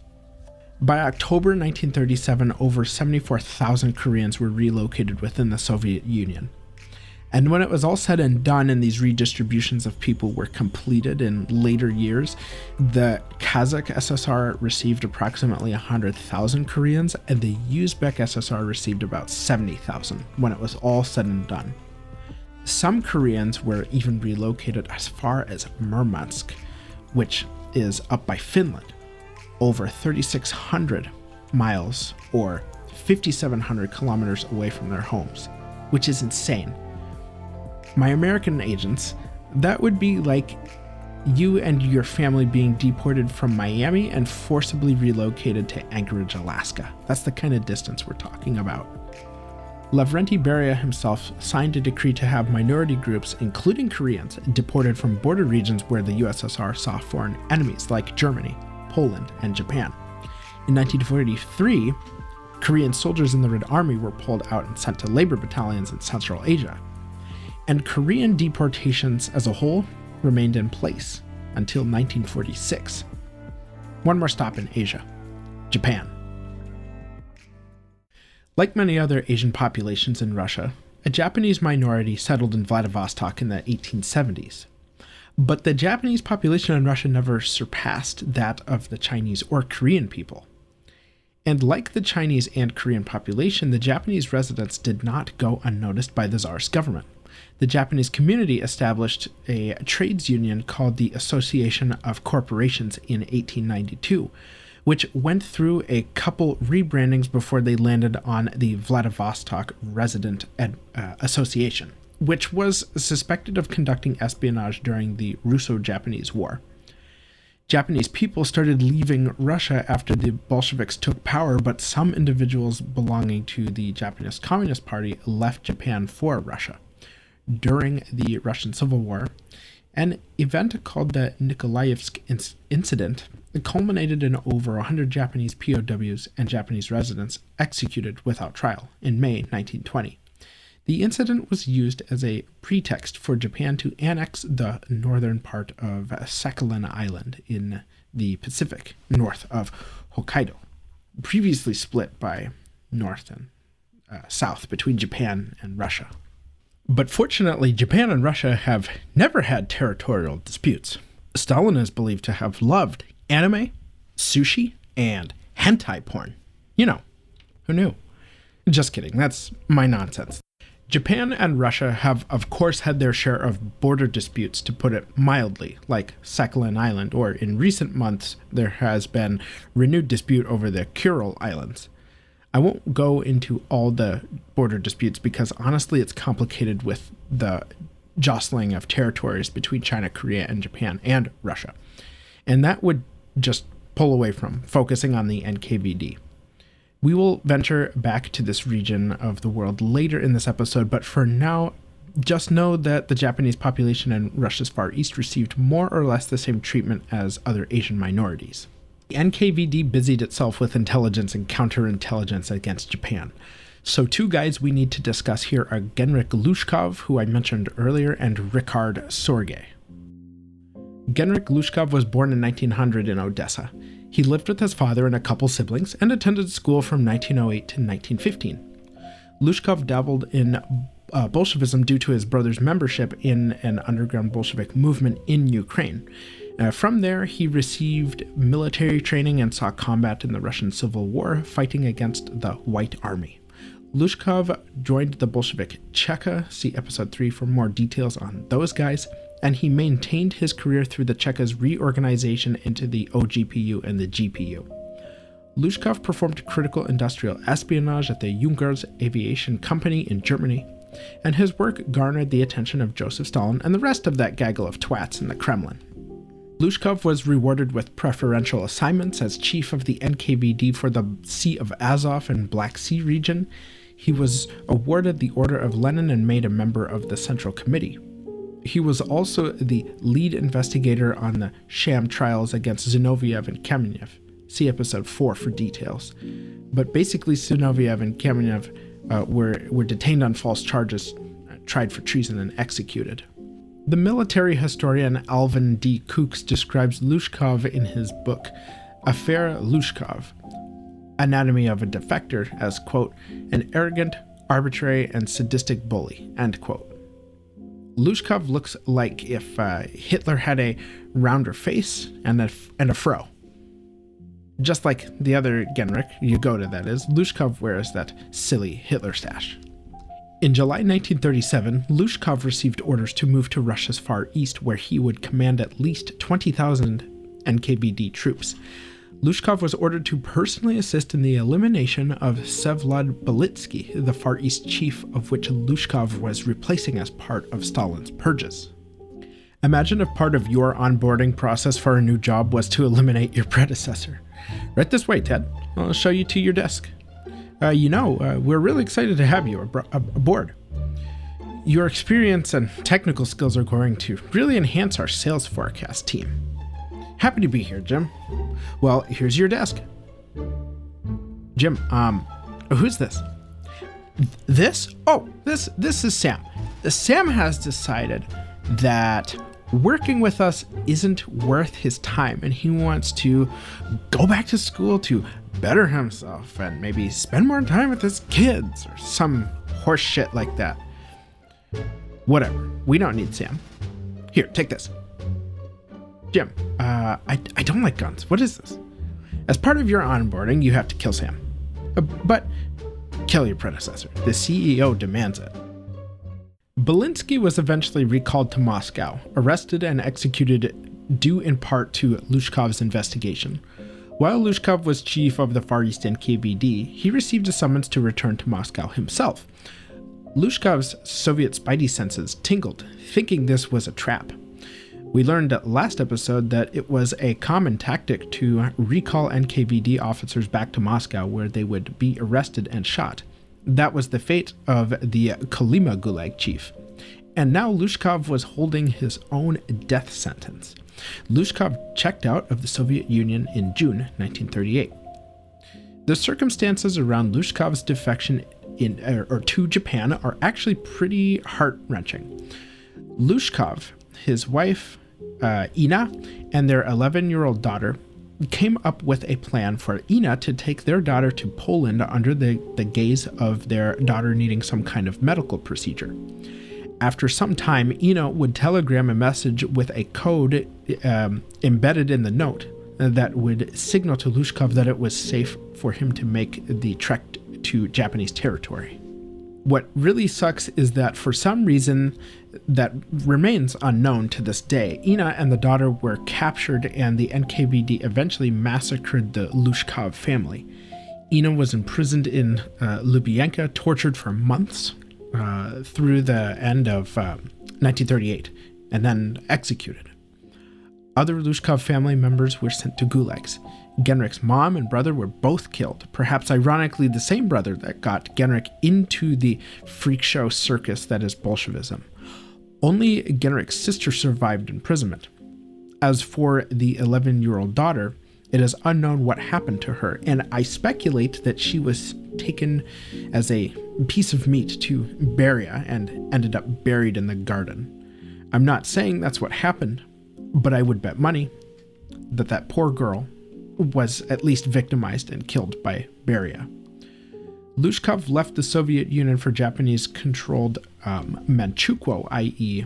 Manchuria. He was the highest-ranking defector at that time and provided the Japanese with valuable information on NKVD troop size, strength, and position in the Russian Far East. The Japanese government wanted to keep the fact that Lushkov defected a complete secret, but it was later decided that the propaganda value of his defection was too great to pass up. When the news of Lushkov's defection was released, Moscow denied the situation and said Lushkov was an imposter. But the Kremlin knew about Lushkov defecting because of the other spy we need to talk about, Richard Sorge, who we'll get to know in a moment here. Lushkov's intimate knowledge of the NKVD contributed to one of the few, or at least one of the few publicly known assassination attempts on Stalin himself. See, the NKVD did a lot, including providing security services for Soviet officials, including Stalin. Red bodyguards, if you will. There was a resistance movement outside of Russia opposed to Stalin's rule. They tried to meet Stalin at a resort in Sochi, armed with detailed knowledge provided by Lushkov on how the NKVD protected the general secretary. But the plot was anticipated since a Soviet spy infiltrated that group. Sadly, Lushkov was plagued by the fact that he had not heard from his wife or daughter since defecting to Japan. I mean, him knowing the NKVD as well as he did, he probably knew what was happening to them, which must have eaten at his conscience. Japanese intelligence conducted an investigation into Lushkov's family to no avail. His Japanese handlers were growing concerned about his mental health, and they wanted him rooted in Japan, so they basically arranged for him to be paired with another woman.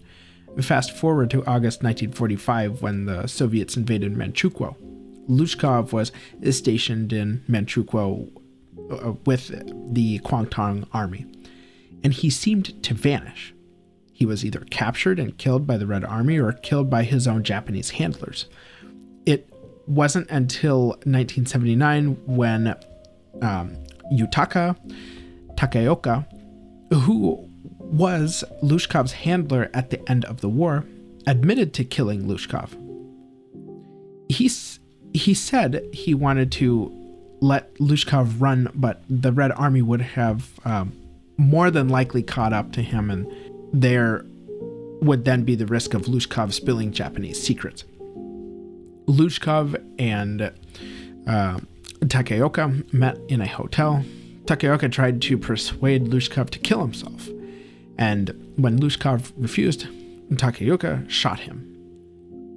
If they made a mini-series about Lushkov, I would watch it. What a transformation from intrigue about Bolshevism to fighting with the Red Army and becoming chief of the secret police in an entire region. All of it pulled out from under him. And suddenly, when it turned out the government he dedicated his career to wanted to purge him.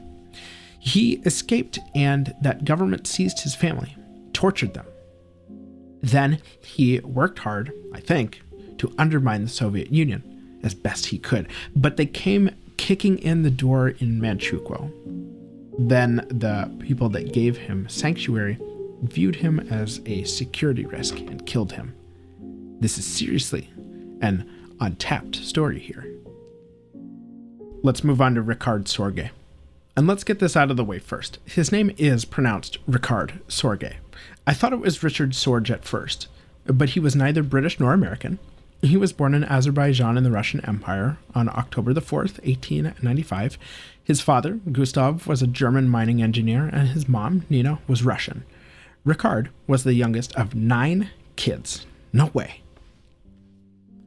Richard had a comfortable childhood for the most part. His family moved from Baku to Berlin in 1898, and Gustav had a senior-level job at a financial services company called Deskonto Gesellschaft, which, side note, was founded in 1851 until 1929 when they merged with Deutsche Bank. So the Sorges were doing well financially, definitely bourgeois. In school, Richard did what I think many of us do, applied himself in some subjects, and didn't give a rat's ass about others. He was a rabble-rouser in school, a troublemaker, a rebel. When World War I broke out, Richard joined the German army and served in an artillery unit on the Western Front. He received the Iron Cross Award for courageous fighting, but in March 1916, Richard was badly wounded when shrapnel broke both his legs in addition to losing a couple fingers. He was removed from the battlefield to recover in hospital, but Richard lived the rest of his life with a permanent limp. More importantly was Richard's transformation from German nationalist into a communist. And because of his injuries, Richard would not return to the battlefield, but instead studied economics in Berlin and went on to earn a PhD in political science from Hamburg University. This guy was no dummy. On top of the PhD, Richard learned to speak German, Russian, English, French, Japanese, and Chinese, and I'm not sure if Mandarin or Cantonese. And as somebody who can barely speak English, as you can probably tell as I'm speaking, I find multilingual people very, very impressive. My brain is not wired that way. In the 1920s, he worked as a coal miner. That was his way of embedding himself amongst the proletariat, and he also worked as a teacher and a journalist. He also started an affair with one of his former professor's wives, Christina Gerlach. They would marry after the death of her husband due to complications of diabetes. Around 1922, Richard joined the German Communist Party, and for his political views, he was fired from both his teaching position and from his coal mining job. Richard got involved with the Communist International Group, or Comintern as it's best known, and from there he was recognized by Soviet agents to have a brilliant mind, so they recruited him. For a while, the Soviets had Richard traveling around Europe as a journalist, but in 1929 the GPU sent Richard to Germany, where he joined the Nazi Party, which of course was a cover. He was firmly on the side of the communists. Richard and Christina got a divorce, but hey, no problem for good-looking Richard. Also, the GPU sent him on an all-expense-paid trip to Shanghai to do just a little spying. Not sure if it was all expense paid, but he was sent to Shanghai undercover as an agricultural journalist in 1930. He was later recalled to Moscow briefly before being sent to Japan. Both his Nazi Party membership and status as a journalist allowed him access to the German embassy in Tokyo as an expert on Japan. The staff at the German embassy bought Richard's BS because of his visible battlefield injuries, and Richard didn't really give a shit about trashing the Nazi party. He must have been the real deal, right? Once established, Richard recruited a wealthy friend he'd met in China, a man named Hatsumi Ozaki. Ozaki hated the Japanese government, so he was well motivated to try and undermine it. Richard also befriended the German military attaché, a man named Eugene Ott, both men toured Manchuria together in 1934, and Richard's reports on Manchuria and Japan were highly valued in Berlin. Also, Richard seemed to have had a difficult time keeping his little Soviet spy from, infiltrating people's wives. He started an affair with Ott's wife. In 1938, Ott became the German ambassador to Japan. And this opened the intelligence floodgates for Richard. Ott shared classified info with Richard, and thus so did the rest of the German embassy staff. Richard was in a position where all reports provided by attachés were collected by Richard and pieced together in larger reports on Japan, of which he authored. Let's circle back to Genrikh Lushkov for a moment. Remember, Lushkov defected to Japan in June 1938, and of course Moscow wanted to know what kind of Russian tea he was spilling.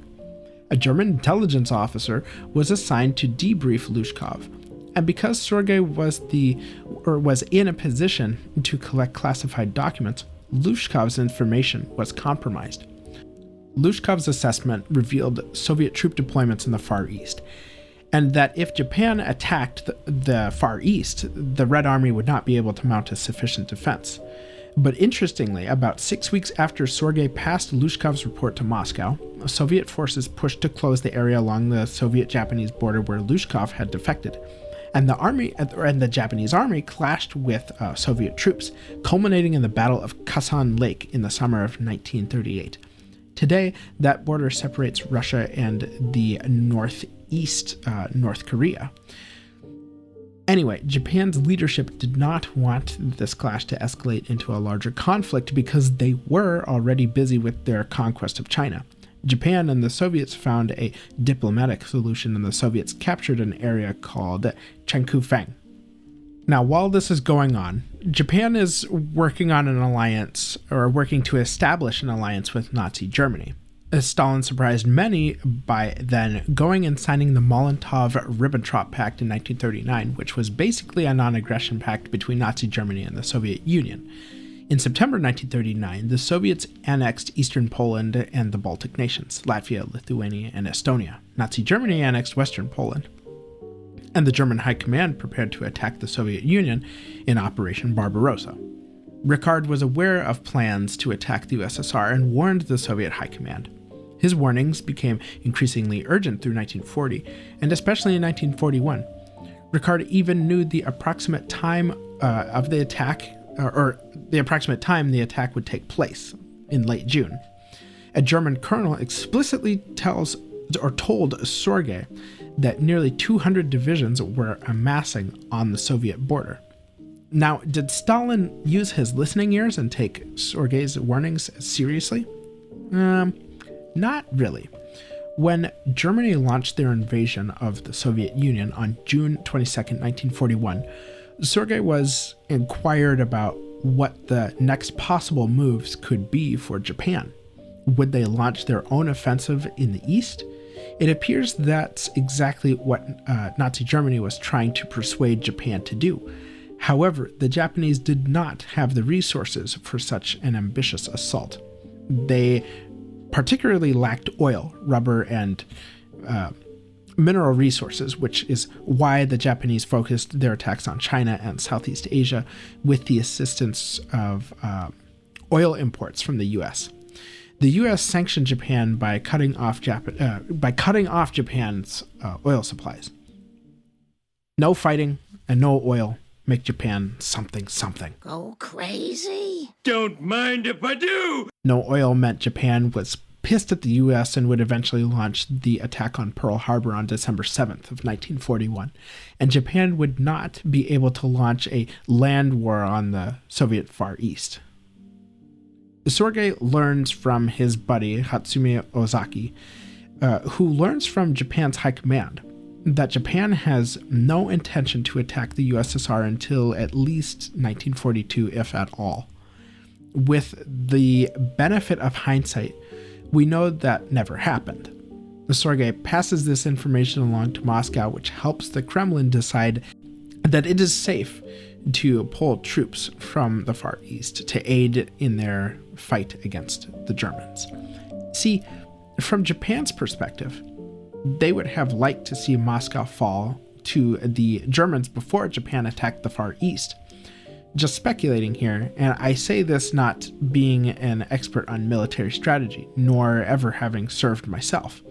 I can see why Japan would have wanted this outcome first before moving into Russia, because the Russian government at that time was top-heavy. Stalin and the Politburo had a lot of power. So I wonder if Soviet forces would have been paralyzed, even temporarily so, without Moscow. What if Japan kept the Soviets guessing and the Soviets never redistributed troops? Then the Japanese government may have actually seen the capture of Moscow. Maybe. Just speculating. Sorge wasn't the Kremlin's only source on Japan's military ambitions in the Far East. Stalin would not have moved 18 Soviet divisions from east to west based on one guy's information, albeit a trusted and reliable source. Moscow broke Japan's diplomatic codes and confirmed Sorge's intelligence. People are catching on to Sorge's shenanigans, though. The German embassy recognizes there is a leak somewhere in their information network, but doesn't believe the source is Sorge. But the Japanese are not so dismissive. Sorge is caught after another Soviet spy, Yokoto Miyagi, is caught and interrogated. Not wanting to get stitches, Miyagi opts for broken legs instead. He defenestrates himself, but survived. I couldn't find how many stories he fell from, but I like to think he jumped out the ground floor window. So he leaps out the ground floor window, maybe falls about 2 feet, and hits the ground with a thud. Maybe he is spinning around on the ground like a glass bottle with both his arms and legs flailing in the air. Maybe some Japanese police surround him and they stand there looking at him, and then they look at each other like, what the hell is this guy doing? Then he stops and just pouts on the ground like, oh, damn it. I thought that would kill me. That only happened in my imagination. But what really happened was that Miyagi confessed to Sorge being a spy, and Sorge was arrested on October 18th, 1941. The Japanese thought that he was a German spy because of his Nazi party membership, but Berlin didn't claim him. They were like, "Nine, we don't know him." When it's finally revealed sometime later that he is a Soviet spy, Moscow's like, "Niet, we don't know him." I wonder if Sorge knew the Russians wouldn't claim him. They didn't even want to trade Sorge for a high-ranking military officer. So how do you like that for communism, Richard Sorge? Only Sorge's Japanese wife visited him in Sugamo prison. Sorge agrees to provide information of his activities to the Japanese as long as his wife and the wives of his comrades in the spy ring are left alone. Later in 1942, Sorge's ex-wife would be arrested, accused of being a German spy, and sent to a gulag. Sorge thought his comrades would come through and swap him for somebody else, since he thought he was so valued, and honestly he was. But Moscow didn't come through. On November the 7th, 1944, Richard Sorge is sent to meet your deity of choice by hanging. His last words were, "Oh, damn it, I thought the communists were my friends." Just kidding, I actually have no idea what his last words were. Quite a remarkable dude, in my opinion. Let's head out of Japan and look at NKVD activities in Poland. We mentioned Poland, Lithuania in episode 1 and 2 regarding their relationship with Moscow. I won't go into too much depth on Polish history, but let's at least go back to the end of World War I, where Poland reemerged as a state after being partitioned between Germany, Austria, and the Russian Empire, a triple subjugation that had existed since 1795. We saw the USSR and Nazi Germany form a tenuous peace in the Molotov-Ribbentrop Pact in August 1939. Both regimes invaded Poland, the Nazis from the west and the Soviets from the east. And if you've been following this show thus far, you know one secret police group was bad enough. Poland had the rare and horrific experience of two secret police subjecting the Polish people to their respective torment. Of course, we are focusing on the NKVD today. The Gestapo will have to wait for another time. During the 1939 invasion, the Soviets advanced to a predetermined line called the Curzon Line, stipulated by the Molotov-Ribbentrop Pact. Curzon ran approximately on the San, Vistula, and Naru rivers. Remember, the NKVD practiced their techniques to cull non-Russians from annexed territories in Finland around the same time, and they practiced those same techniques in Poland. The annexed portion of Poland suffered an estimated 1.2 million civilians deported from their homes, and an additional 250,000 Polish military personnel deported during hostilities with the Soviets. Deputy Commissar of the NKVD and future chief of the KGB, Ivan Serlov, was the deportation master in Poland. Serlov took control of every detail, eliminating every perceived threat to the USSR. Bankers, business owners, hotel owners, restaurateurs, prison wardens, clergymen, and members of political parties other than the Communist Party, and people who were expelled from the Communist Party. A lot of people from the Polish bourgeoisie. The NKVD even kidnapped Red Cross workers, deported people who traveled abroad or had some kind of contact with outsiders, and people who studied a language called Esperanto. Now, I did not know what Esperanto was before doing the research for this episode. Esperanto is what's called an international auxiliary language, created by Polish ophthalmologist Ludwik Lazarus Zamenhof, I think, in 1997.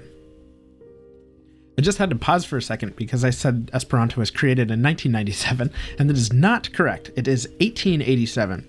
It's amazing what happens when your finger presses the key right next to the one that you want.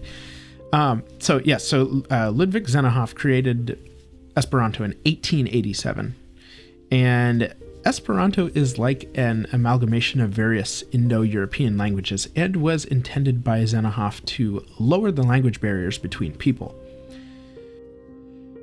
To me, it seems like an odd criterion to deport somebody for knowing Esperanto, but as we have seen with the Russian government historically, anybody who has even looked at anything Western is viewed as being dangerous to the integrity of the state. So military prisoners were distributed over several locations, like Kozelsk, south of Moscow, the Starobelsk in the Luhansk region of Ukraine, and these Russian words, or towns, I mean. Ostashkov, south of Leningrad. In April 1940, the NKVD rounded up over 4,000 prisoners and drove them to a forest at Katyn, about 10 miles from the town of Smolensk. They were all massacred, each shot in the back of the head, and thrown into a mass grave. When the Germans occupied Smolensk, they found the mass grave and published the findings. It was a massacre the Germans didn't commit with high propaganda value. The findings did cause friction between the Soviet government and the Polish government in exile, but the Soviets pointed fingers at Germany, saying they committed the Katyn massacre, which I said 4,000 prisoners, but in truth, and different sources point to this, there were many tens of thousands of different kinds of people executed in the Katyn forest. In hindsight, this would be a plausible...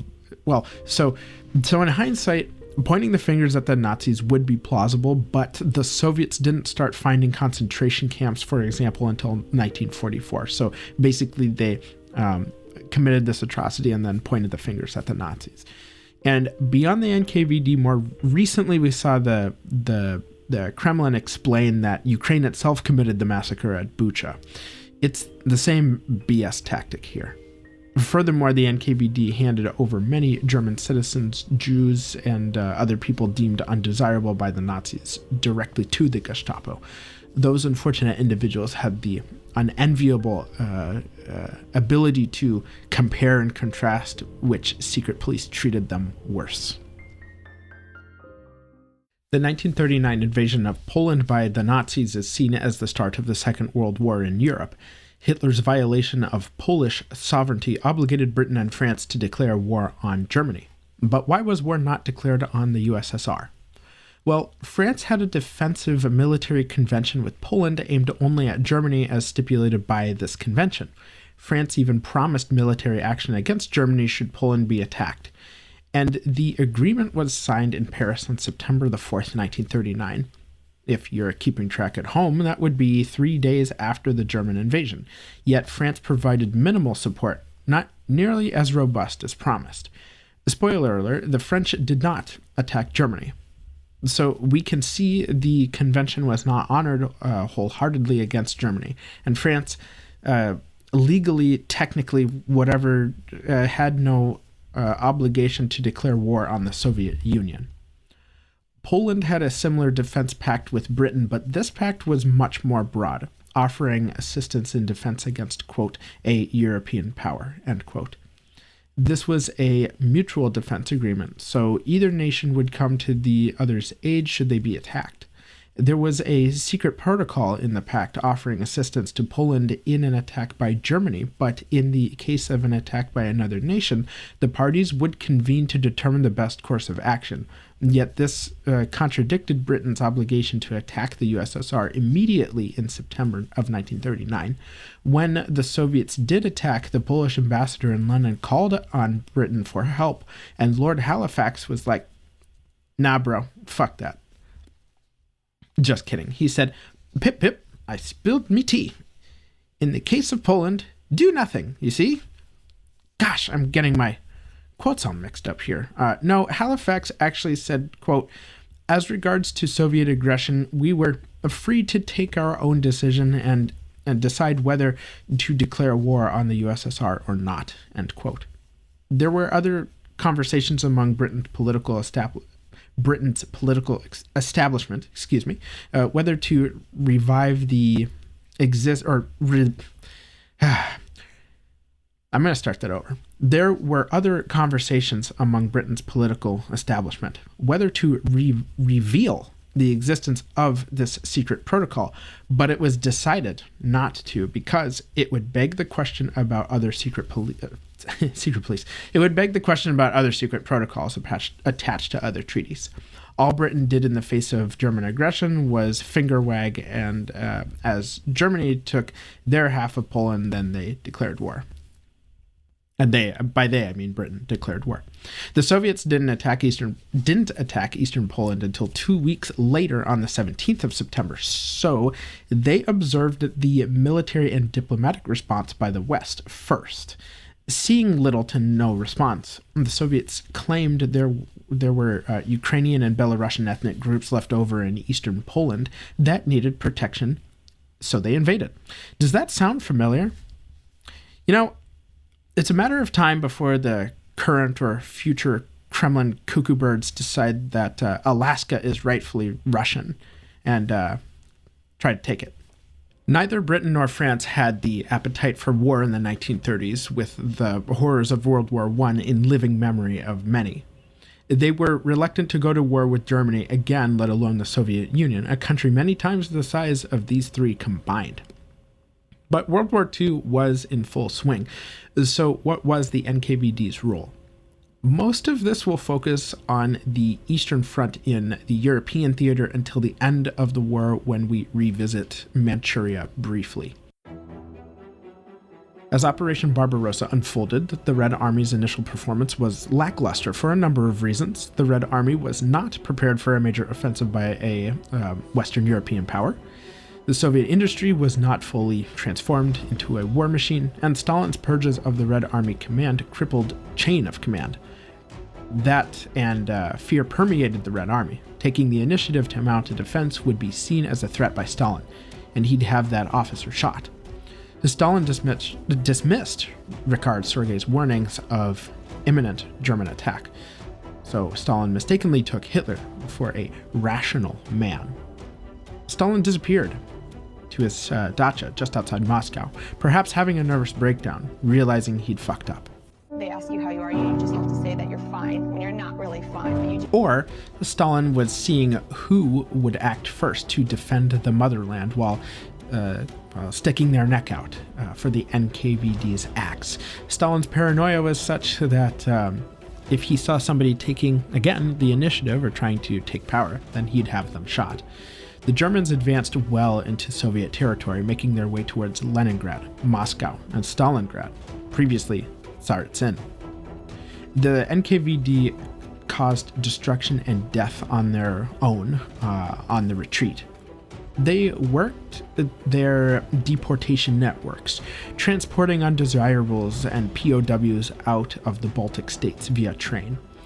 In Kiev and other smaller villages, the NKVD booby-trapped buildings and other structures. German soldiers, exhausted from fighting, would find temporary refuge in buildings not destroyed by shelling, only to be incinerated by a bomb triggered by opening a door or a drawer. Sometimes bombs were on timers. The Germans would set up field hospitals, depots, or command posts that would be blown up hours or days later. This tactic had a profound psychological effect on the Germans. No place was safe, even if you killed or otherwise drove out all the Soviet defenders. Come on, Ivan, set those traps and let's get the hell out of here. I can hear the panzers coming. Shh, relax, Boris. We're the NKVD. We're the scariest things out here. And I don't feel sorry for the Germans at all in these situations. I'm demonstrating the NKVD's ability to tactically wreak havoc on the defense. The NKVD performed counterintelligence within the Red Army itself. They dealt with Soviet resistance, collaborators, and of course, dissenters. NKVD officers coerced and bribed many within the Red Army ranks to perform counterintelligence. Stalin and Beria needed to keep their eyes and ears on deviants and other threats within the army. The NKVD also deployed their own paramilitary units to fight on the front. Their role was to patrol Soviet borders, operate in the rear of the Soviet lines, provide strategic security, and conduct all manner of espionage, foreign and civil. They also cleaned up any remaining German troops and local resistance movements that were left over after the Soviets pushed through. The NKVD fought alongside the regular rank-and-file Red Army troops, especially in Stalingrad, where they had helped boost morale, we'll say. In February 1941, the NKVD split into two separate organizations, the NKVD, still headed by Beria for internal affairs, and the NKGB for state security, headed by Vsevolod Merkulov.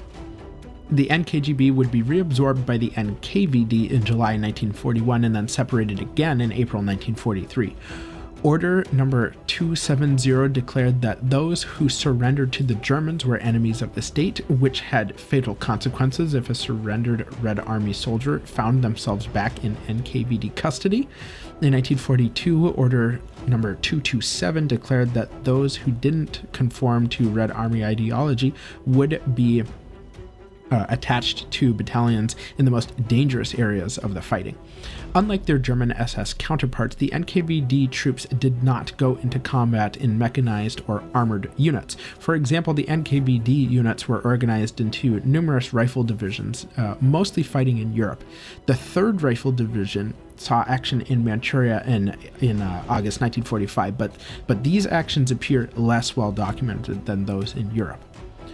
Stalingrad was a the symbolic turning point on the Eastern Front in favor of the Red Army, and the Kursk, Kursk was a military and logistics turning point, also in favor of the Red Army. The Germans would be on the defensive after 1943 until the Soviets reached Berlin in 1945. Meanwhile, Stalin was in the Kremlin, gazing at a wall map of Germany, salivating and vigorously tugging at his tiny tyrant as Soviet forces closed in on Berlin. The Red Army unleashed a barrage of pent-up rage upon the Nazi regime's capital city. Unfortunately, Hitler shot himself before the Soviets reached Der Führerbunker, but the Soviets were victorious in the east. Lavrenti Beria once remarked, quote, "I've only one wish in life, to conduct the interrogation of Hitler and Goering," end quote. That would have been one hell of an interrogation, fit for TV. Cue the meme of Michael Jackson eating popcorn. Beria beating the ever-loving fuck out of Hitler. 2 historical twats, 1 torture chamber. Only 1 twat leaves. I know I skipped over a ton of the Eastern Front's conclusion, but this isn't a World War II podcast. At least not primarily, right? We do talk about World War II a lot here, though.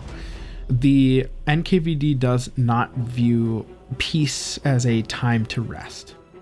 And tragically, more deportations were to occur. The Soviet citizens who were in contact with Germans during the war were of special interest. Both high-ranking and lower-ranking Soviet troops released from German captivity were screened by the political police. Those found to have fought for the Germans and Soviet POWs were deported to gulags. So you could be a slave laborer in a German concentration camp, liberated by your so-called comrades, and Uno reverse card right into a gulag. Oh, but Soviet leadership found to have fought with the Germans were just hanged. This reminds me of something we talked about in episode 2, which if you haven't checked that one out, please do so.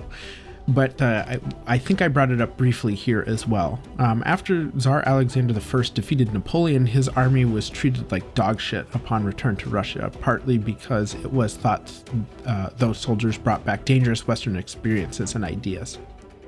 I'd bet money the same will happen with Russian soldiers returning from Ukraine today. Man, Russia's government has been using the same playbook for centuries. And an authoritarian is often riding high after a victorious military campaign, and Stalin was likely at the height of his power in 1945, having faced down Nazi Germany.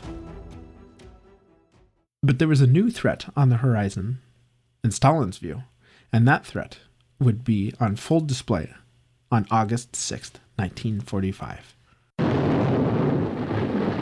First in a test in the United States New Mexico desert, then 5,000 miles away at Hiroshima, and then again at Nagasaki, came the world-shaking explosions of the atomic bomb.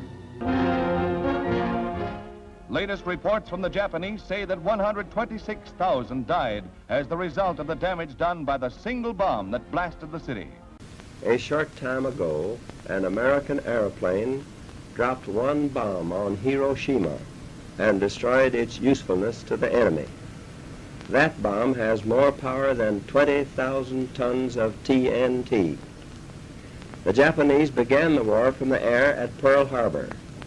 They have been repaid many-fold, and the end is not yet. With this bomb, we have now added a new and revolutionary increase in destruction to supplement the growing power of our armed forces. In their present form, these bombs are now in production, and even more powerful forms are in development. It is an atomic bomb. It is a harnessing of the basic power of the universe. The force from which the sun draws its power has been loosed against those who brought war to the Far East. I think one could argue that the bombing of Hiroshima was the beginning of the Cold War. It would certainly be an obvious point in time. Perhaps the bombing added the dimension of nuclear annihilation to an existing race between the United States and the Soviet Union. It certainly upped the stakes of geopolitics and changed warfare forever. Never before did an army have the ability to wipe out a city in the flash of an instant. Estimates vary, but Hiroshima Red Cross Hospital estimated the bomb killed 70,000 initially and 50 to 60,000 in the preceding 2 months from injuries sustained during the bombing and the lingering radiation.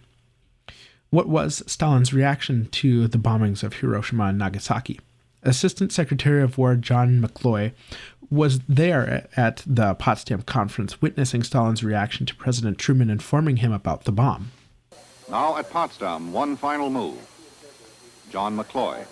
One of the great questions was what we were going to do about the Russians and the bomb, and whether we should notify Mr. Stalin about it. We finally made up our minds that we had to, being partners, but the question was what his attitude would be. And that afternoon, at the conclusion of the conference, President Truman walked around to Stalin with Chip Bolan, our interpreter, and he told him substantially this, that we want you to know, Generalissimo, that we have now developed what we call a secret weapon, which is of tremendous power, and which in a few days we hope to use in the war against Japan.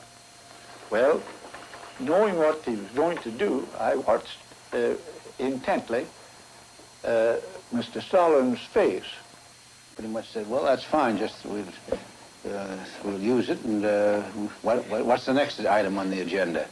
It let everybody down terribly because we were so worked up emotionally over this thing. I have always been of the opinion that Stalin did not grasp the importance of the statement. It is likely that Stalin knew about the bomb and its potential because the NKVD had their tentacles at the heart of the Manhattan Project. Stalin probably didn't know the devastation that would be caused. In science, there's always a margin of uncertainty, and the scientists could only speculate about that margin that should the bomb be dropped on a city. Now, Russia had an atomic scientist back in the time of the Tsars in the early 1900s, more or less around the same time as some physicists theorized atomic fission, or the splitting of atoms. Scientific work in this area continued through both revolutions, the Civil War and into the Soviet era. During the Second World War, the Soviets had their hands full with just surviving the war, so atomic science took a back seat. That is, until the Americans unleashed hell on Hiroshima and Nagasaki. Stalin put Lavrenti Beria in charge of the project, a dictator ordering a pedophile to make nuclear weapons. Aren't human beings just the best? Actually, this was going to be an uphill battle for Beria because the Soviet Union was in recovery mode after the war. But failure likely meant death. Beria had 5 years to deliver the Soviets' first atomic bomb. He ordered Soviet nuclear physicist Igor Kurchatov to head the project with the Soviet Union's premier scientists. But because they were on a tight deadline, they couldn't start from scratch. They needed a head start, and the NKVD assisted.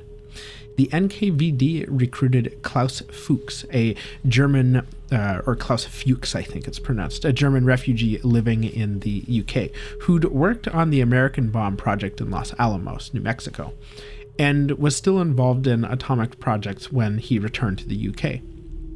Unbeknownst to everyone in the Manhattan Project, Fuchs identified as a communist, and for the purposes of this show, I'll be calling him Klaus Pukes because he makes me sick. Not as sick as Beria makes me, but I couldn't think of a way to make fun of Beria's name. Damn my lack of creativity. So Pukes shuffled a lot of secrets to the Soviets, technical documents and other data regarding the process of building a bomb. The Soviets also recruited Julius and Ethel Rosenberg, 2 U.S. citizens, who provided the Soviets with classified documents, including those on nuclear weapon designs. Can't have all your spies in one basket. When documents made it to the Soviet Union, only Igor Kurchatov was permitted to sift through the stolen intelligence, then instruct his scientists on next steps. The project was kind of a shit show. Scientists and technicians improperly handling radioactive materials, solving problems at the last minute, cobbling together salvaged resources. It was a less formulated process for the Soviets' first bomb than that of the British and the Americans. Then there was the ever-present fear that failure meant death. During a Politburo meeting, Stalin was asked what would happen if the bomb failed, and Stalin said, quote, "We can always shoot the scientists," end quote. Nice. Imagine if that was, standard at your work. Somebody asks your manager, "Hey, what happens if the Q4 sales are off?" "Oh, well, we can always shoot the sales team." Goodness gracious. Now, the type of bomb the Soviets were constructing was of a similar design to that of the American Fat Man, the bomb dropped on Nagasaki, and similar to the bomb tested at Los Alamos, Trinity. I'm not a nuclear physicist, so I will do my best here. The device was an implosion bomb. The nuclear materials, in this case a sphere of hollow plutonium, or a hollow sphere of plutonium, are fissioned and detonated by a surrounding sphere of charges, explosive charges. The precise timing and geometry of the charge explosions compresses the plutonium core, causing critical mass fission and an explosion. The Soviets were set to test their first implosion bomb on August 29th, 1949. RDS-1, or First Lightning, or Joe-1 to the Americans, was successfully detonated at the Semipalatinsk test site in the Kazakh SSR. The Soviets celebrated their achievement, and many of the lead scientists were awarded the Order of Lenin. Meanwhile, the US was freaking out. US newspapers picked up the story before Soviet citizens even knew what their government had achieved, and US officials US officials knew some kind of response was needed as a show of force. And so began the decades-long pissing contest of the Cold War. Competition in nuclear weapons, rockets, space, and numerous proxy wars around the world. But the Soviet Union's struggle with the West would far outlast its leader. Going into 1950, Stalin would not be long for this earth, and neither would Beria.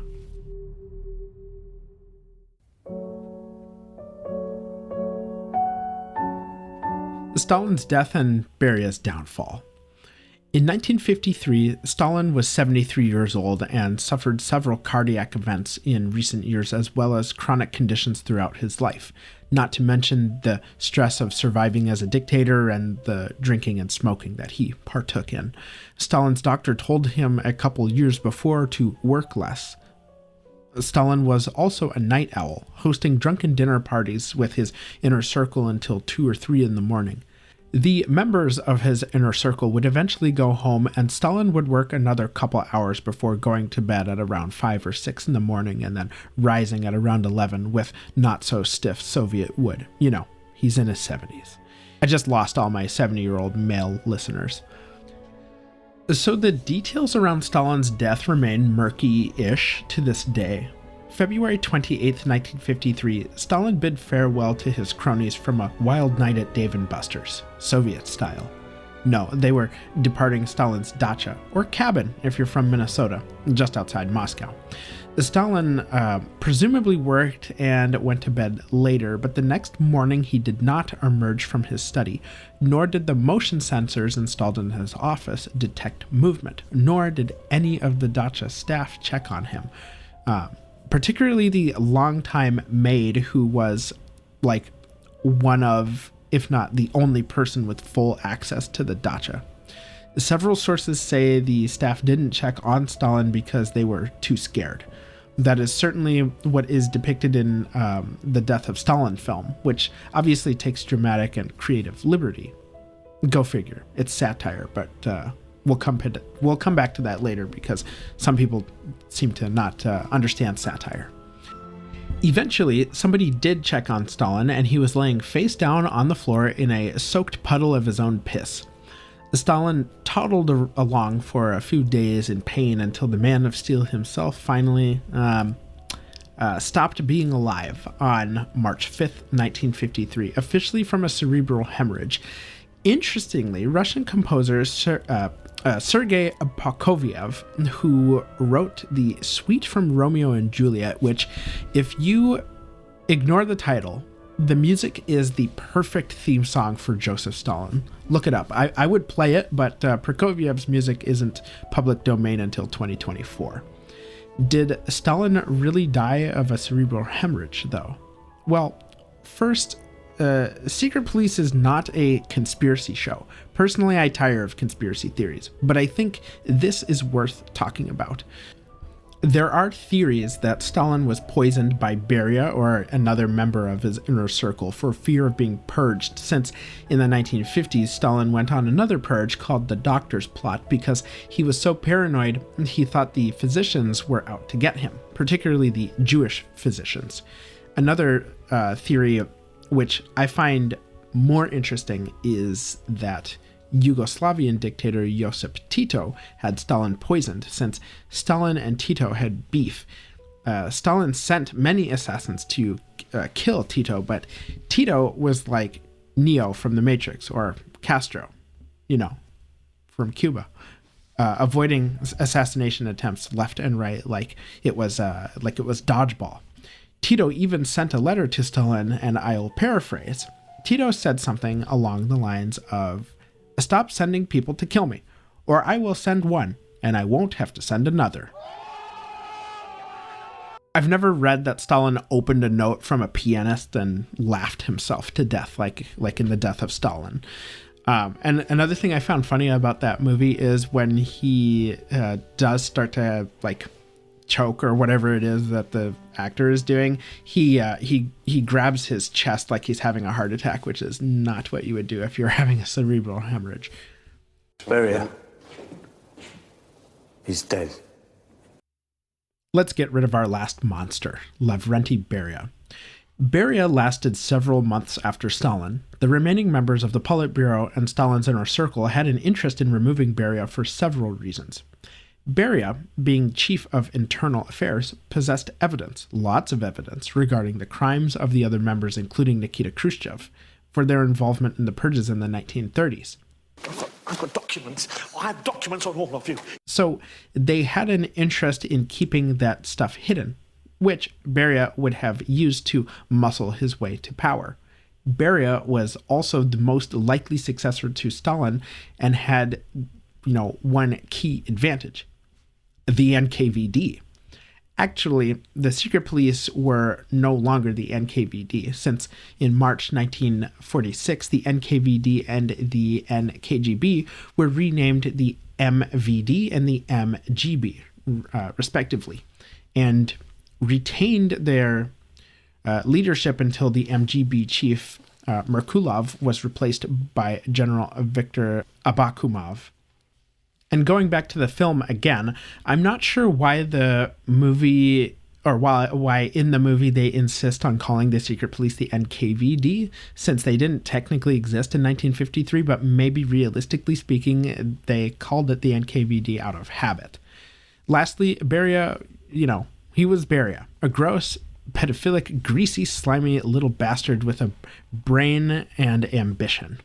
Beria was somebody who just needed to be killed to sort of wipe clean, in a way, the leadership and have a fresh start away from the terrors of earlier times. June 26, 1953, Beria was arrested by Field Marshal Zhukov and other Red Army officers during a committee meeting. The Red Army hated Beria too because of NKVD infiltration within the ranks, among other things. What's crazy too is the Red Army occupied strategic checkpoints around Moscow with tanks and heavy weapons just in case they had to fight against the NKVD's multiple rifle divisions. Beria was taken to a prison chamber at the army headquarters in Moscow. He was tried and found guilty of treason against the Soviet Union, but his affairs with other women came to light during the trial as well. So Beria was sentenced to death. They dragged Beria to a prison cell to be executed like so many others. Beria cried and screamed, throwing himself to the to the floor, begging for his life like a little bitch. It was the same with his predecessor, Yagoda. These guys like to invoke fear and terror in others, but when the gun is turned on them, they collapse and wail like the cowards they really are. Beria was shot through the head on December 23rd, 1953. So rest in piss, Beria, you dead bitch. The world is a better place without you.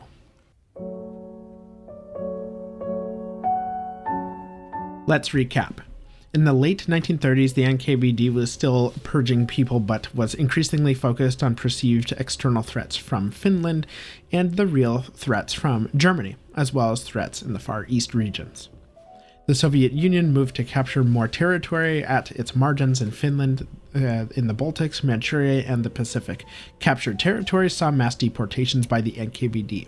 Many Chinese and Koreans were transported via train to new homes from their homes near Vladivostok to the Kazakh or Uzbek SSR. Beria was a massive piece of shit. He succeeded Yezhov as NKVD chief. He had a long career in Soviet intelligence before making the top job, and he was also a pedophile and a full-on rapist. The NKVD fielded their own troops during the Second World War, mostly in Europe and to a lesser extent in the Far East. Richard Sorge, one of the Soviets' best spies, repeatedly informed the Kremlin about Hitler's plan to attack the Soviet Union. Despite other intelligence that corroborated Sorge's findings, it appears little to no preparation was made for war. The NKVD split into the NKVD and the NKGB in 1943, then rebranded to the MVD and the MGB in 1946. These agencies were instrumental in providing information to Soviet physicists to help accelerate the construction of the Soviet Union's first atomic bomb, RDS-1. Stalin's death may not be as it appeared. Officially, he died of a cerebral hemorrhage, but theories persist that he was killed by various conspirators. The film The Death of Stalin seems to have been completely missed as satire in Russia. The film is banned in Russia as Western propaganda. That's probably not going to change anytime soon. They also banned the HBO series Chernobyl as well. Some new information. The podcast Real Dictators recently did a deep dive on Vladimir Lenin, which I recommend checking out. No, Neusser is not a sponsor, but that series did point out something about Lenin that I missed.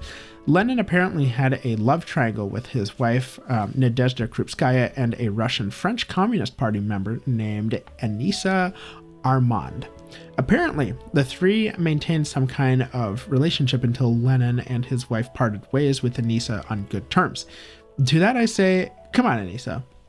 Why have the whole pig when all you want is a little sausage? I missed this information in research for episode 3, and only heard about it a couple months ago, and I wanted to share it with you guys. So before we wrap up, we have a couple things that I want to address. The first thing is we need to talk about how I messed up last episode. When I was describing Trotsky's assassination, I thought I knew. I thought I knew enough about this event that I didn't need to look anything up. I assumed and made an ass out of me and myself. I confidently profess to you all that Trotsky was murdered with an ice pick. One of my agent followers on Twitter added me and said one word. This one word pierced me like the real thing that pierced Trotsky's skull. Once I read this dreaded correction, I sank in my chair with the full weight of guilt like an anchor claws at the seabed. For I, dear agents, fucked up. That word was ice axe. I guess that's 2 words, but emphasis on axe. I looked this up in shame, and yes, 'twas not an ice pick, 'twas an ice axe that ventured into Trotsky's thoughts. And there's a significant distinction here, apparently. An ice axe is used by mountaineers for either ascent or descent. as a multi-purpose tool, including being used as a walking stick. An ice pick is a small device with some kind of handle and a long metal spike used to clear ice. It looks like a screwdriver if screwdrivers were more aggressive than they are naturally in the wild. So next time, agents, when I get excited while writing and I think I know something, I'm going to stop, drop, and Google search. I'm lucky it was just one little tweet and not a flock of angry hawks coming to tear my content a new Soviet Socialist Republic. Up next, some constructive criticism from an anonymous Swedish agent. He writes, "Very interesting podcast, but some hopefully constructive criticism. Please be more conservative with some of the sound effects, specifically the shooting/scream sound in the last episode. First and foremost, it's too loud, and secondly, it doesn't add, rather it was irritating that I lost my concentration on the material and had to rewind, only to suffer the ridiculous effect again, which happened multiple times. I like the style of podcasts like this to be more heavy to match the heavy subject, but of course, maybe that's just me. Some gloomy ambient music, of course, can be cool, though. Anyway, impressive job, and I have been wanting to learn more about the history of Soviet Russia, so we'll continue listening. Greetings from Sweden, and have a great rest of the week." And greetings to you from Minnesota. Man, I wish more people would write in with constructive criticism. I definitely want to know what I'm doing well and what is not working so well. So first of all, thank you for the message. Yeah, the shooting scream sound, I apologize if it did irritate, bother, or shock somebody at a bad time. I do think about people like listening to the show in their cars, and I'd hate to make somebody jump and get into a wreck. So I feel that sense of responsibility there. Detracting from the content itself with a sound effect to me is not good. Honestly, I just find the shot scream funny because it's so dark or dark humored. I'm probably the only person that actually finds it funny. And it was in the last episode so many times because I wanted to punctuate the deaths of Stalin's close rivals. Unfortunately, there were a lot of them, but I completely agree that one casualty of the shot scream should not be the content. I'm also still like a big novice when it comes to mixing my show, so going forward, I will be sure to keep the shot scream at a lower volume and use it sparingly. Now, that being said, the creepy music played in the background, I'll do better at mixing the music as well, but the music shouldn't be overpowering the voice driving the content. And also on that note too, I recently listened through episode 4 and found some other errors in volume of some of the sound effects. So in the interest of transparency, I'll hopefully be re-editing episode 4 during my winter break and republishing. That will be a sound quality edit only. No content is being changed. I have a personal rule that I'm not changing any content once it is released. The script stays the same. But anyway, you're right. You're right, and some of the sounds need to be tweaked. I do plan to return to part 4, like I said, there to resolve some of the mixing issues, but the information will stay the same. I'm just repeating myself at this point. As far as heavy subject matter matching the heaviness of the show, I like to keep things as light as possible when appropriate, with dark humor and seriousness when appropriate. And I think that's necessary with a show like this. As you have probably guessed, if you've been listening thus far, I don't read very nice things late at night before bed, because this is like late at night's kind of the only time I have to do any sort of research. And honestly, the research for the show has been pretty gruesome, just in terms of the stuff that I have to read. So we might have talked about this in episode 1, but secret policing is dirty, awful, and dehumanizing business. This could be a super depressing show, but I don't want it to be heavy all the time. I want to bring people in, bring the history to life, hopefully, and cycle through what is serious and what can be made fun of. I want people to come away from listening having gone through a series of emotions, smiling, hopefully laughing at my attempt at humor with some of this material, and of course feeling sorrow and the sting of knowing what common people have suffered at the hands of their governments for centuries. I hope this is a dynamic experience, and with how successful it's unexpectedly been, I'm here to host and treat the information and emotions you're receiving and feeling with the utmost respect, and call myself out when I fall short. Or when I fall short. Kind of sounded like I sang there for a second. One more thing and then we'll wrap it up. I saw a huge surge in my download numbers for this show, which is so much appreciated. Thank you all for turning in and choosing to listen to my goofy voice. I want to give a shout out to New York, really driving those numbers in the United States. Looking at all you American agents there listening. Thank you. Globally, my British agents, this is terrible. My British agents coming in clutch. Thank you. French agents also getting in on this show. Thank you. Hopefully, you guys will stick around when I cover Maximilien Robespierre's Committee on Public Safety. Somebody discovered this show all the way in Seychelles.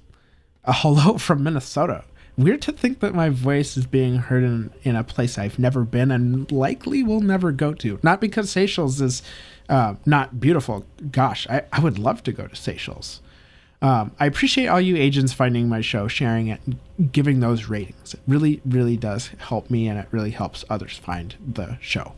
Now, I will be taking a break for a couple weeks for finals and some personal stuff that I have to attend to. But then we'll be off to the races to pick back up with episode 6.